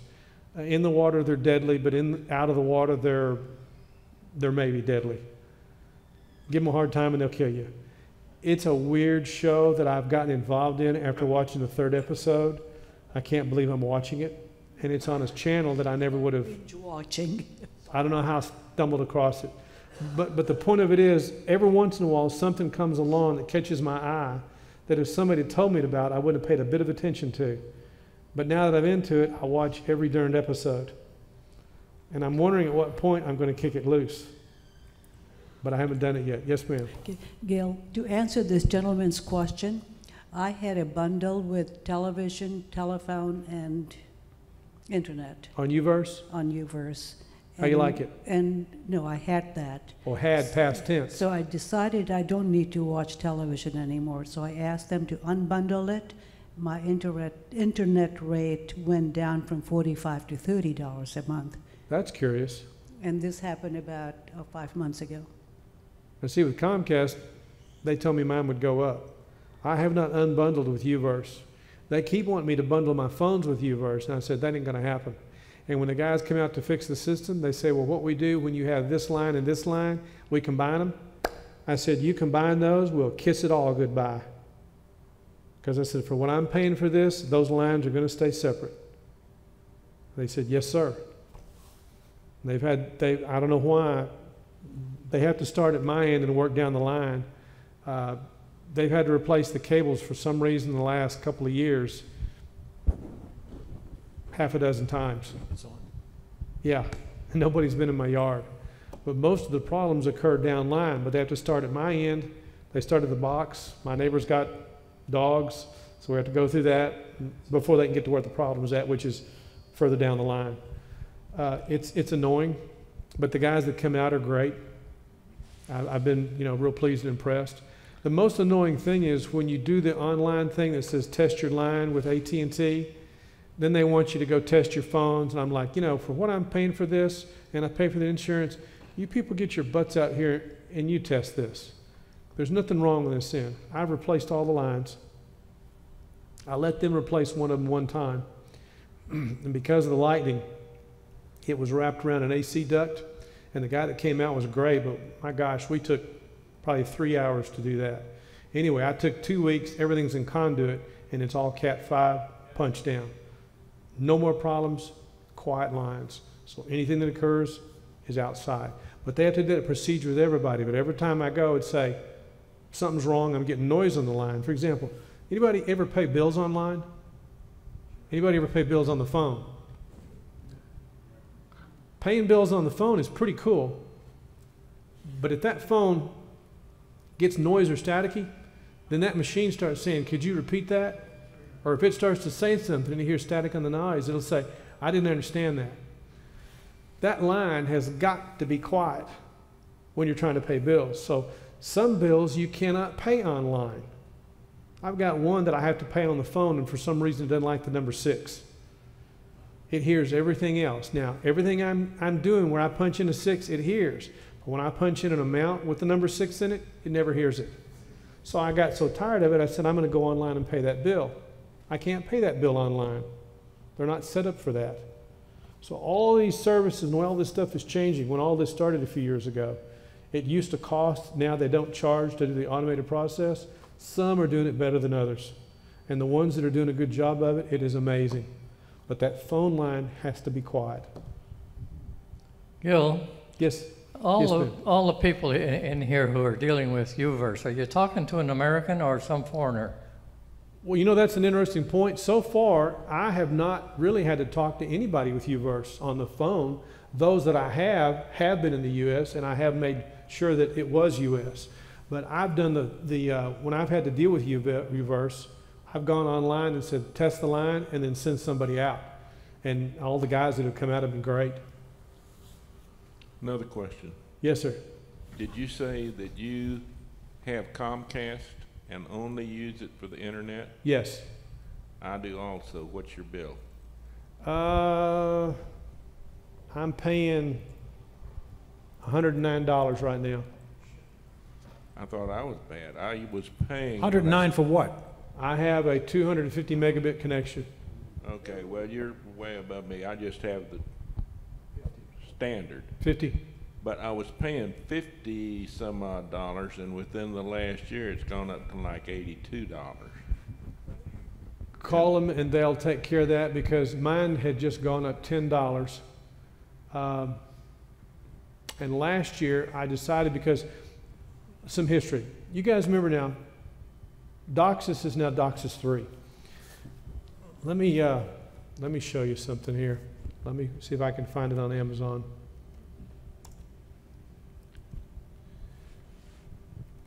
DOCSIS 3.1 modem. Okay, Motorola, Netgear. Here it is. Now what I'm going to do is look down here at the bottom and see how long this has been available. So give me just a second. Excuse me, give me just a second. This is December 2017. I have a Netgear DOCSIS cable modem, and I thought it was DOCSIS 3.1. It may be DOCSIS 3.0. Probably about a year ago, so this is January, February, March, April. That would have been maybe January of 2017. I was having trouble with my cable modem. Started looking at the technology. We were going from DOCSIS 2 to DOCSIS 3. So I got a new DOCSIS cable modem, and I got the Netgear. And that's what had me intrigued about getting a new router. I put in this new technology because this has the ability to go to a speed of 1 gigabit. I'm not at 1 gigabit, and 1 gigabit's not available in my area. So I increased the bandwidth about a year ago just to see, as an experiment, what it was like. Can I tell the difference when I go from what I'm doing to what I was doing? A little bit, but I'm in a unique position. I mentioned to you this company called IK Multimedia. Let me take you over and give you some perspective. People that download music libraries or that have products like this, let me get rid of their video. I'm going to show you their software plugins. I've talked a little bit about this before, but not a lot. This is one company, IK Multimedia. I'm looking for their orchestra. Give me just a second. The Miroslav Orchestra, it's in here somewhere.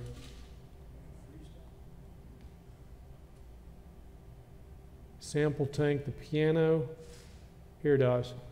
Miroslav Philharmonic 2. These products from this company, this is Miroslav Philharmonic 2. This is one orchestra. There are lots of orchestral libraries. This is one that I have. To download these libraries, you could buy them on a memory stick, but they're cheaper to download them. The problem is to download them, it takes bandwidth to download these, and there are several files, and they're RAR files. So you got this dog and pony show. For example, to download this and install it and get it ready to use it, I'm probably looking at 4 hours. I got to download it, I've got to install it, I've got to activate it, authorize it, and something else I have to do. Well, then you have to configure it, make sure it works.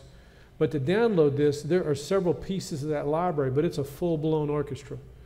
So because I do some of this, that I may share with you guys in the future, I needed more bandwidth. So that's why I have a 250 megabit connection, because I've been doing some of this. Another one is somebody we're looking at audio and we're looking for an orchestra. Spitfire Audio. They are doing some work with Hans Zimmer. Anybody ever heard of Hans Zimmer? Yes. Hans Zimmer is a very famous well, that's not right. Oh, it's Spitfire Audio, excuse me. Spitfire Audio. Yeah, Spitfire Audio. Hans Zimmer is also doing a master class where he will teach, if you join the master class, I think it's like $100, teach you how to orchestrate your own film. Hans Zimmer has also come out with his own string library under Spitfire Audio, but it's just a string library. It has been on sale. I don't know if it is right now. It was. But these orchestral libraries are, yeah, it's still on sale. These orchestral libraries, they've also got one called Albion One, they just upgraded. This is a complete orchestra. There are lots of different orchestras, there are lots of different instruments, there are lots of different companies doing this. But when you buy something like this, you download it. And to download it, it's a bunch of files. Those files could be anywhere from 1 gig to several gigs. And if it's like this, 109-piece orchestra, this could end up, I don't know if this will show the specs on it or not. Okay, right here.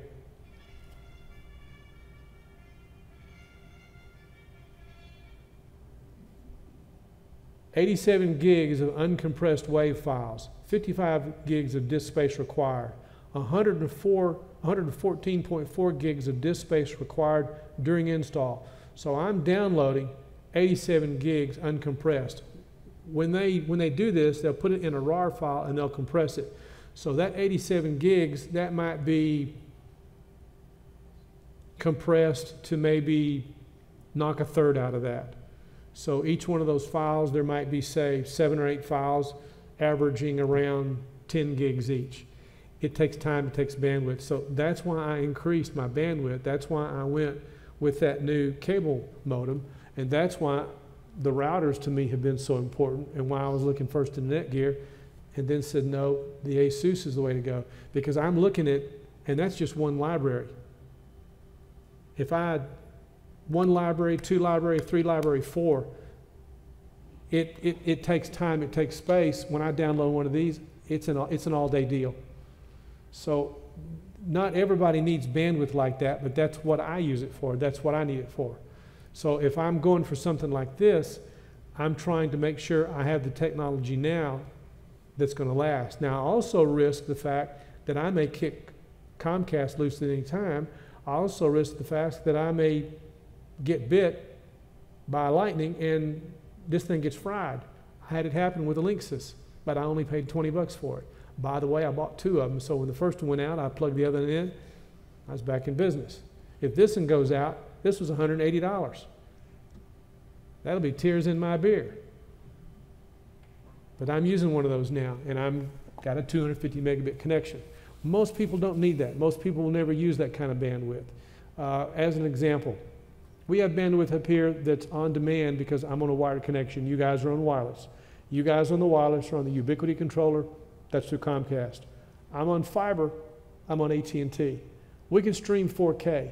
To stream 4K, all we need, let's see, on a 10 megabit connection, we can stream 1080. On a 40 megabit connection, we can stream 4K. We have, I think, an 80 or 90 megabit connection. Our upload is faster than our download. So an 80 megabit connection versus a 250 megabit connection. I'm downloading lots of stuff. You know, we used to do things with the torrents for instructional purposes. I did a lot of that. And that was the one thing I found that would keep an internet connection alive, which I didn't understand it, but I could watch those streams and that stuff just kept coming down. I don't do any of that now. I'm too busy with the audio that I'm working with and the video that we do for editing videos. And I still do capturing, but I need the bandwidth for these kind of libraries. So to share that with you guys, Comcast has got the fastest connection, no doubt about it. Once we get to a 1 gigabit connection, which is possible on cable, once we get to a 1 gigabit connection, which is possible on fiber with AT&T, I'm curious to see where the price is going to go. Until then, the best thing we can go with either one of them is to say, hey, I don't like where the price is going. I'm ready to walk. What can you do for me? And if they offer you some kind of monetary rebate, don't trust them on a time. Get it on the bill to get a rebate right now so the bill drops. Because I don't trust them to fulfill it based on my experience. AT&T didn't fulfill theirs. I don't forget that stuff, and I share it. Yes, Jack? Where's the mic? Get a mic on Jack, please. Thanks, Jim.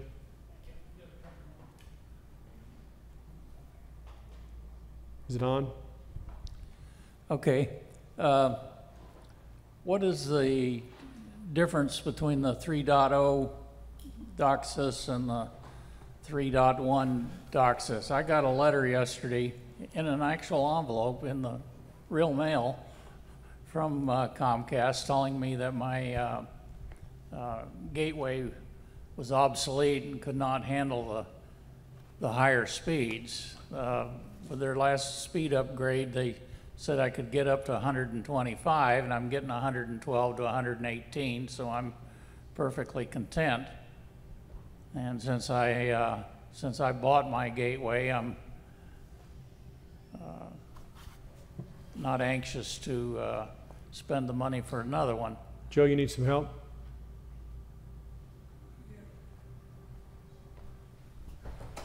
Give me just a second, Jack. Sure. I got you, Joe. Thank you guys for coming. See y'all next week. The Lord wills we live in the creek don't rise. How was the chair? Did it help? Okay. I'm glad you came, Joe. See you guys next week, Lord willing. Okay, Jack, you were asking a question about the difference in the two. From what you're saying, wow, I'm surprised because I knew they were making 2.0 obsolete, but I didn't know they were making 3.0 obsolete. Well, they didn't say it would be obsolete. They just said I would not be able to attain the higher speeds. Promised download speeds. But like I say, I'm close enough to promise that I... Are you thinking about upgrading? Not unless my speeds drop drastically. Yeah. I don't see any need to, and I don't see why you'd want to. Now, there used to be a site that Comcast had, and I believe it was called Comcast DOCSIS. Let's see if it'll come up. That shows their recommended modems? Yeah. Yeah, I'm familiar with it. It was My Device Info. This looks like it, DOCSIS devices. They renamed it, but that's it. I haven't looked at this in quite a while. Well, I'm going to go home and check my speed again because I may have clipped me in the meantime, but last time I checked has been several weeks. Now, this is interesting. This says show all. This is different than the way it used to be. It used to be you just saw the brands. I don't remember seeing the Extreme 250 or Deluxe 250. I don't. Residential tiers versus business tiers. So Extreme 250, Aris, let me look at the fastest. Extreme 250, we've got Aris, Cisco, Motorola, Netgear. This used to be able to show you DOCSIS. This says DOCSIS 3. So I see DOCSIS 2 devices, DOCSIS 3. I don't see anything about DOCSIS 3.1. Let's run the filter on that. And Extreme 250 would be the same thing. So this particular model we were looking at, CM1000, which is the one I think I've got. CM1000, I don't see it. Nope, don't see it. I don't think their chart's up to date. I agree. I see a CM700. There should be a CM1000, because that's how I found it last time. Remove the DOCSIS 3. Let's go back up to the top. Show all. Try it again. Control find. Okay. CM1000 retail cable modem. It's got 1 star. If it has 3 stars, then it's gone the full certification. The full certification being waiting. 1 star designation indicates the undergone DOCSIS testing. 2 star, undergone all this 1 star basic. 3 star has undergone the 1 and 2. It's the highest level of the most thorough testing available. So the Aris has done that, but this particular one from the CM1000 is only a 1 star retail cable modem. DOCSIS 3.1, end of life node, certification 1. I'd have to go, and I haven't looked at this since I visited this issue over a year ago, the difference in the DOCSIS 3 versus 3.1. This is the first time I've looked at this in ages. Again, you know, this is one of those things set and forget. So you don't remember off the top of your head if it gives you anything besides the speed differential? It's all I know. Okay. That's all I know. I do know you get to the same IP address, whether you're DOCSIS 2, DOCSIS 3, or DOCSIS 3.1. Whatever that IP address is that you enter that device on, that's not changed. Not everybody knows that IP address. I have it written down. I don't think I have it here with me. I might have it on a machine over here. Let me see. I can tell you what it is. It's good to know it if you ever want to go inside the device and, you know, look. You don't want to change anything when you're in there, but it's really good to know it. Let's see here. I've got the AT&T 2-wire, the SB. Okay, it's 192.168.100.1. When I had a Motorola SB6121, it would be the same for this new one. It's 192.168.100.1. That's the IP address for your cable modem, for you on your local network to get into it. That's not the IP address they give you. That's the IP address you can get into it from. And it'll let you look at the configuration. You don't want to do anything, but you can look at it, see what it's about.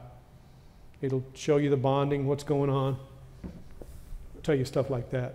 Didn't we get into that when we eliminated their sideband internet, public internet?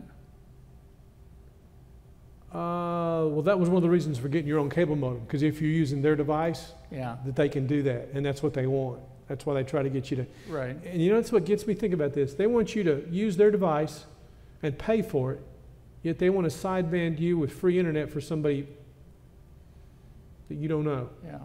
I feel kind of bad about that because I don't like sharing mine, but I like the fact that everybody else shares theirs. I can walk any place in the hallways and have internet. Sure.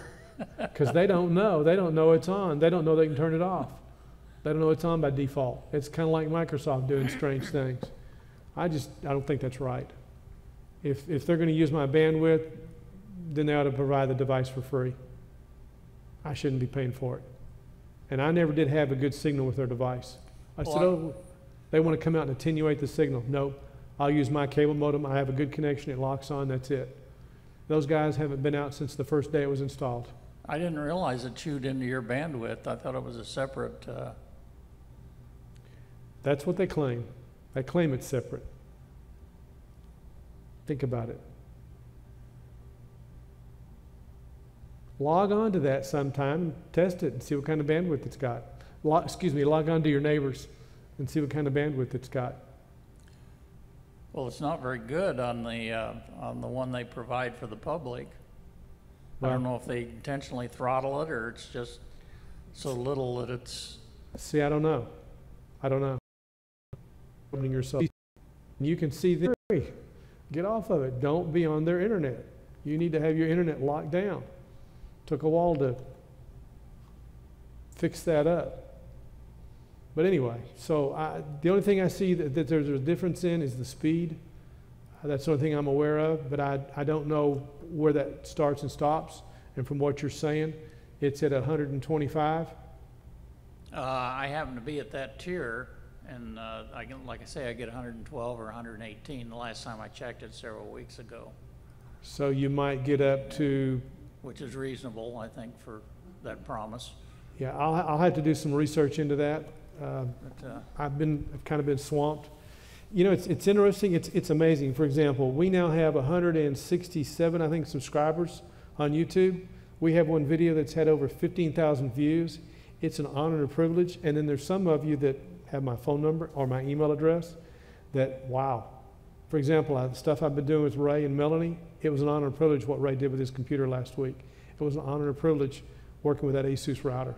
And I'm eager to do some more of that later. And I was of no value in helping Ray solve that problem. But how he solved it has me baffled. Has me baffled enough that I want to know more about it. Couldn't keep the computer from rebooting until he went from DisplayPort to DVI. And what would make him even think to try that? That's what I want to know. That's what I want to know. And that one thing kept it from rebooting, so when he shut it down, it'd stay shut down. I gave him a different solution based on research I'd done, and he did it with that. A lot simpler, but how he came up with that, I want to know more. And then Robert's been asking stuff about HDMI, capturing, for example. Yeah, I've been following your correspondence with interest on that, on the splitters. Well, you know, there's a splitter is the key to everything. I may do a video about that eventually, if I can do it without, and show 1, 2, 3 without showing stuff to get into issues with copyright infringement. And I'm looking for, what I need to do is, I didn't finish that. Let me put that in, HDMI splitter. The splitter you're looking for, that's one of them that'll work. They all have the same box. Of the ones I've tried, the Ori works. I don't know about the FitTech. It looks like it might. What you're looking for is USB 3.1, B or C. A splitter does 3 things. It splits the signal, it boosts the signal, and it strips. I'm only seeing the Ori. There's 2 others that I use. In fact, I got one of them up here in a box.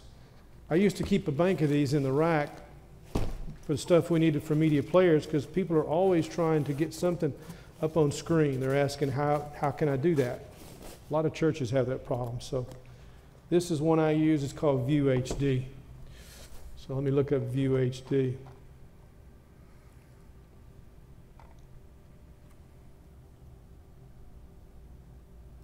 View HD. Did I spell that right? I did not. One too many characters. View HD.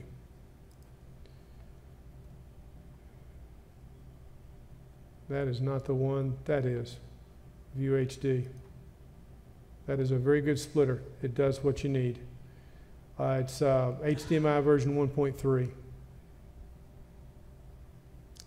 And I don't care what it says, I'll just tell you that it works and does what you want it to do. The box on all of them looks about the same. The View HD works. That one on the Ori. Ori makes 2 or 3 in a small box. The others don't work, but I think that one does, the 102. And I have a 3rd brand that I use. I don't see it off the top of my head. They're making it hard to find. You have to know what you're looking for. But HDMI 1.3, in fact, we might do that. Delete that.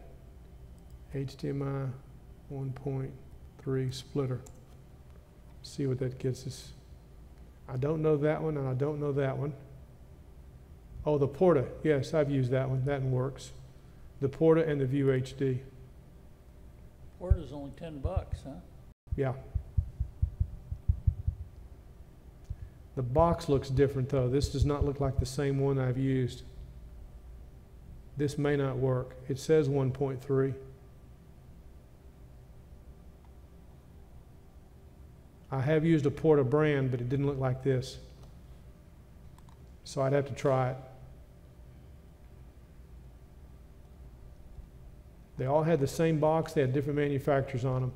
At one time, the big deal with the splitter was it was about the quality of the splitter, not about just the fact that you could do it. And the only one that really had the quality was the one by HD Fury. And the HD Fury had to be a hacked HD Fury. HD Fury no longer makes that model. The hack is still available, but it would allow it to do the three things that we always look for.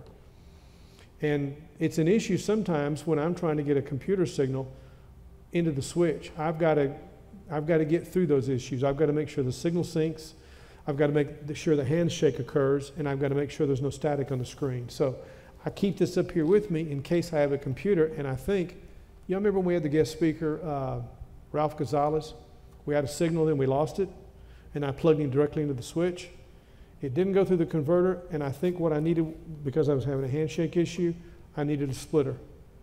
It would have done three things. It would have split the signal, which I wasn't looking for, but it would have boosted the signal, which might have solved our problem, but it would have stripped. And if we were having an HDCP handshake issue, this would have solved our problem, and we'd have gone. But I don't think it was an HDCP handshake. I think it was just an HDMI handshake, because I plugged him directly into the switch, and everything was fine. And the converters I used, it should have worked. And one of the fancy converters that I keep in backup, I plugged it into that, and it kept going up and down. It wouldn't sync.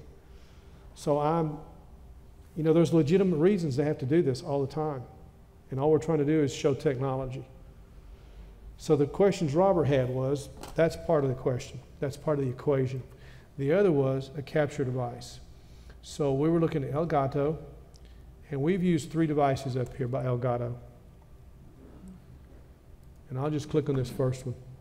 Elgato makes the HD60, the HD60 Pro, HD60S, and Thunderbolt 2. Now, just in a nutshell, we used to use the HD60. This will work. That says refurbished. I wouldn't buy one of those refurbished. Buy it only brand new. Elgato HD60S. The HD60S, I think, requires a USB 3 port. Let me see. It'll have the specs down here at the bottom. It'll show them. Give me a second while I scroll down to it. There's a chart, and I'm not seeing the chart. If I don't find it, I'll go back to the top. Nope, I don't see the chart. They used to have a chart down here on the bottom. Let me see if I can find it from the HD60 Pro. That's the I/O card. I'm looking for the chart. That's as close as I'm going to get to it. HD60 Pro, HD60 Pro. Oh, that's a refurb. I wouldn't buy one of these refurb. Okay, there's Elgato, AverMedia, and Hauppauge. My favorite capture device is the one from AverMedia, but it's the O227. It is a dumb device, but it works. Other than that, up here at the meeting that we have captured and streamed live with, and what we're streaming live with right now is the Elgato Game Capture HD60. It streams and records. It'll do 1080p 60. And it uses the H.264 codec. This has a hardware encoder on board. They've got a shroud around it so you can't see it, but it's hardware. If you use the external version, it is the HD60. And the HD60 is the one we were originally using. It'll do 1080p 60. Again, we're doing 1080 30. And that's what we're sending up to YouTube. It's an automatic process. This one is external. It does not have a processor, so it relies on the processing power of the CPU. The advantage of this, you can use this on a laptop. We were using this with a desktop. So I changed from this one that's external on a USB 2 port to the HD60, which is internal. It's direct. And I'll look at the end of it, if it'll show me. Well, they used to have a plug that showed the end of it. On the end of it, there's 2 plugs. You've got HDMI in and HDMI out. Whereas with the external device, you've got in on one end, out on the other, but you can also plug external audio into it. That little round plug is for external audio, and that tap on the far side is for power. And on the other end, Here it shows out, and on this end, it shows in, HDMI in. So as long as you remember HDMI in and plug in your power, which is USB, you're good to go. But you can put audio directly into that. So they both work. The software is really easy to use. But these are consumer products. I tried Hauppauge, and they have a capture card, you know, the Colossus we talked about. It captures in a TS format. The specs on it are fantastic. What I never got a chance to do was to try it bringing digital into it. Because when you export it, it messes up the files. On a 2-hour capture, it'll either pixelate or you'll get some vertical lines. You'll get some trash in the video toward the end. The original capture looks great, but the export, it trashes. So I said, nix that, no good, don't like that. Tried the Elgato, we're sending the stream. Now, the only problem we're having with the Elgato is, and it's not the device, we're having a problem with buffering with YouTube. When YouTube buffers the signal, if you look very closely, once this video is up on YouTube, there will be a line about 2/3 of the way up, all the way across, and it's about as thick as a piano wire, when it kind of flickers a little bit. It's just a little bit, and that's caused by buffering. The only way to change that, the only way to stop that, is if we go from a consumer device, and I just had this conversation with Greg earlier, to a professional device. But you go from a $157 or a $180 piece of hardware to a $1,500 to $3,000 piece of software, hardware. And the advantage of the professional is you can either stream direct or you stream to the cloud, and the cloud then streams to YouTube. But you have the ability to stream to not one CDN, which is Content Delivery Network or YouTube, but you can stream to 2 at the same time, which will be YouTube and Facebook. And they're in a war with getting live streams. Each one wants live streams. There's a big deal about live streams. That's why I like to live stream the meeting, because as I mentioned to Greg, I think it's amazing and phenomenal that we do this every week on a live stream. And anybody that gives this a thumbs down has no idea what it takes to do all this, to put all this together. And the key to the machine of this whole setup is the switch. But the other key is the streaming device. Now, the streaming device we're looking at, consumer, takes a computer. External, you can do it with a desktop or laptop. Internal, got to have a computer. If we go to a professional solution, which cleans up the file and minimizes this noise, we no longer have to have a computer because the device is accessed from an IP address. And instead of a computer, you have a device about as big as a splitter, about that size. Yes, Robert. Got a mic? Got a mic? We got a mic? The upload data rate? Okay, that's a good question. YouTube only accepts H.264. The ideal stream is using H.265.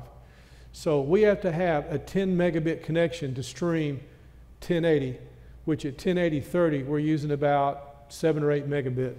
In fact, let me take a look. We are using 8 megabit 1030p, and we have the ability up here to stream 4K on a H.264.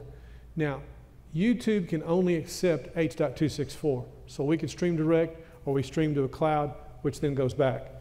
If we used a professional solution and streamed to the cloud, the buffering problem is eliminated on H.264. If we went to a professional solution that did H.265, it would stream to the cloud, and then from the cloud, they would then convert it down to the H.264 stream that YouTube could accept. So there's pros and cons. It's like, you know, back to building and buying a computer. There's trade-offs, resource allocation. There are 3 companies that make a pro solution, and 2 of them I think are very worthy of consideration. And I'm hoping maybe within the next 12 months to get to where we do one. Because the video we put up, I'd like for it to be of the quality that we're shooting here at the meeting. We're using professional cameras, but we're using a consumer solution. And as the buffering becomes an issue, if it's going to degrade the quality of our content, because I've been very much on production value getting this to where it is right now, so that we can concentrate now on content. But if there's an issue with the production value like the stream, and I need to change it, then it's just like the mics. We had to change out our mics. not because I wanted to, but when they decided to use the bandwidth that we were using for the devices, when they turned that on, man, our mics went in the toilet. Now, whenever these mics cut out, it's because the antenna is trying to reconfigure, because we're in the 2.4 gigahertz, so we're having to share with wireless.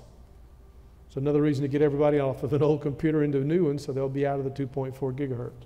But that's another story. So anyway, that's where we're at with streaming devices. That's been my experience with Elgato. The software updates automatically. It's bulletproof.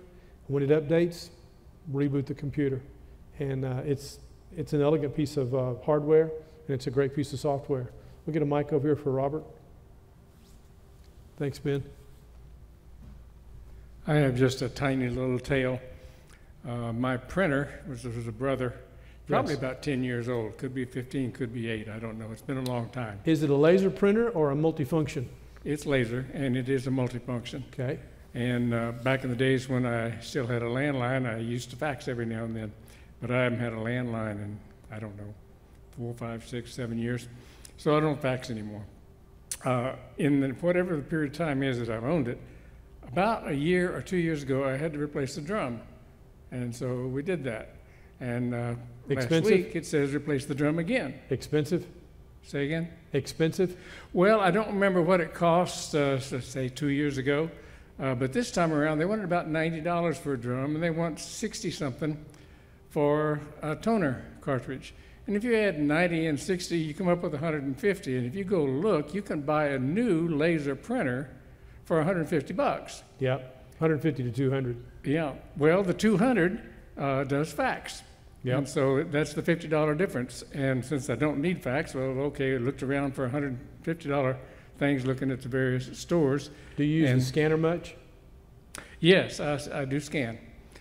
So we were at Sam's, and my wife just went over there to see what they have, and it turns out they had an old Brother printer, 2707, that I can't find anywhere else. But it was one of the $200 jobs because it has fax, but they're trying to get rid of it, so they sold it for $147. Did you buy it? I bought it. So the point is, I've known for years that you can buy a new inkjet printer for the cost of a cartridge, but I was surprised to find that you can buy a laser printer for the cost of a cartridge and a drum. So instead of just automatically doing that, when next time the drum comes up, you might just look around, because we went from 20 pages per minute to 36 pages per minute. Nice. For $150. I stay away. But I would have paid anyway and stayed the same. I stay away from the inkjets with the purple plague. We switched to laser, I don't know, 10, 15 years ago. And I got so put out with ink not letting you print when it was there, and they had those timers on them. Well, I got rid of it before that. But before they put a date on the cartridge, I'd already been on laser for 5 years. Well, I started with lasers in the beginning, but went to inkjet because I thought color was kind of cool. But when they put those restrictions on them, and I got burned from HP, and I got bit by Lexmark, I said, I'm done with inkjet. Well, to my way of thinking, the only advantage inkjet has is color. But in the looking around that we did, I didn't see a price penalty for a color laser. So you can probably get a color laser for $150 too. Well, where they hit you on is when you buy the cartridges. Well, could be, but you could just buy a new color printer every 3 years instead of the cartridges for the same dollar and pick up another 10 pages per minute. So, I mean...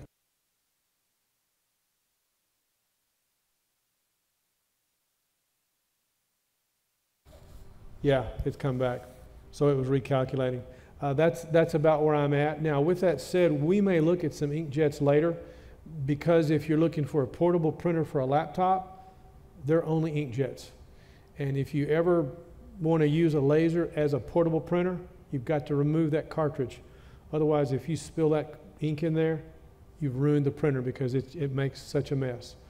So we've got a couple of videos up about the Canon multifunction printer. I've done one, as I said, on unboxing and setup, and I've done one on the network setup.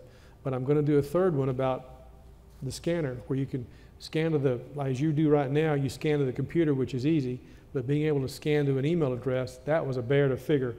And then the third is being able to scan to a folder, which relies upon your shares being set up correctly.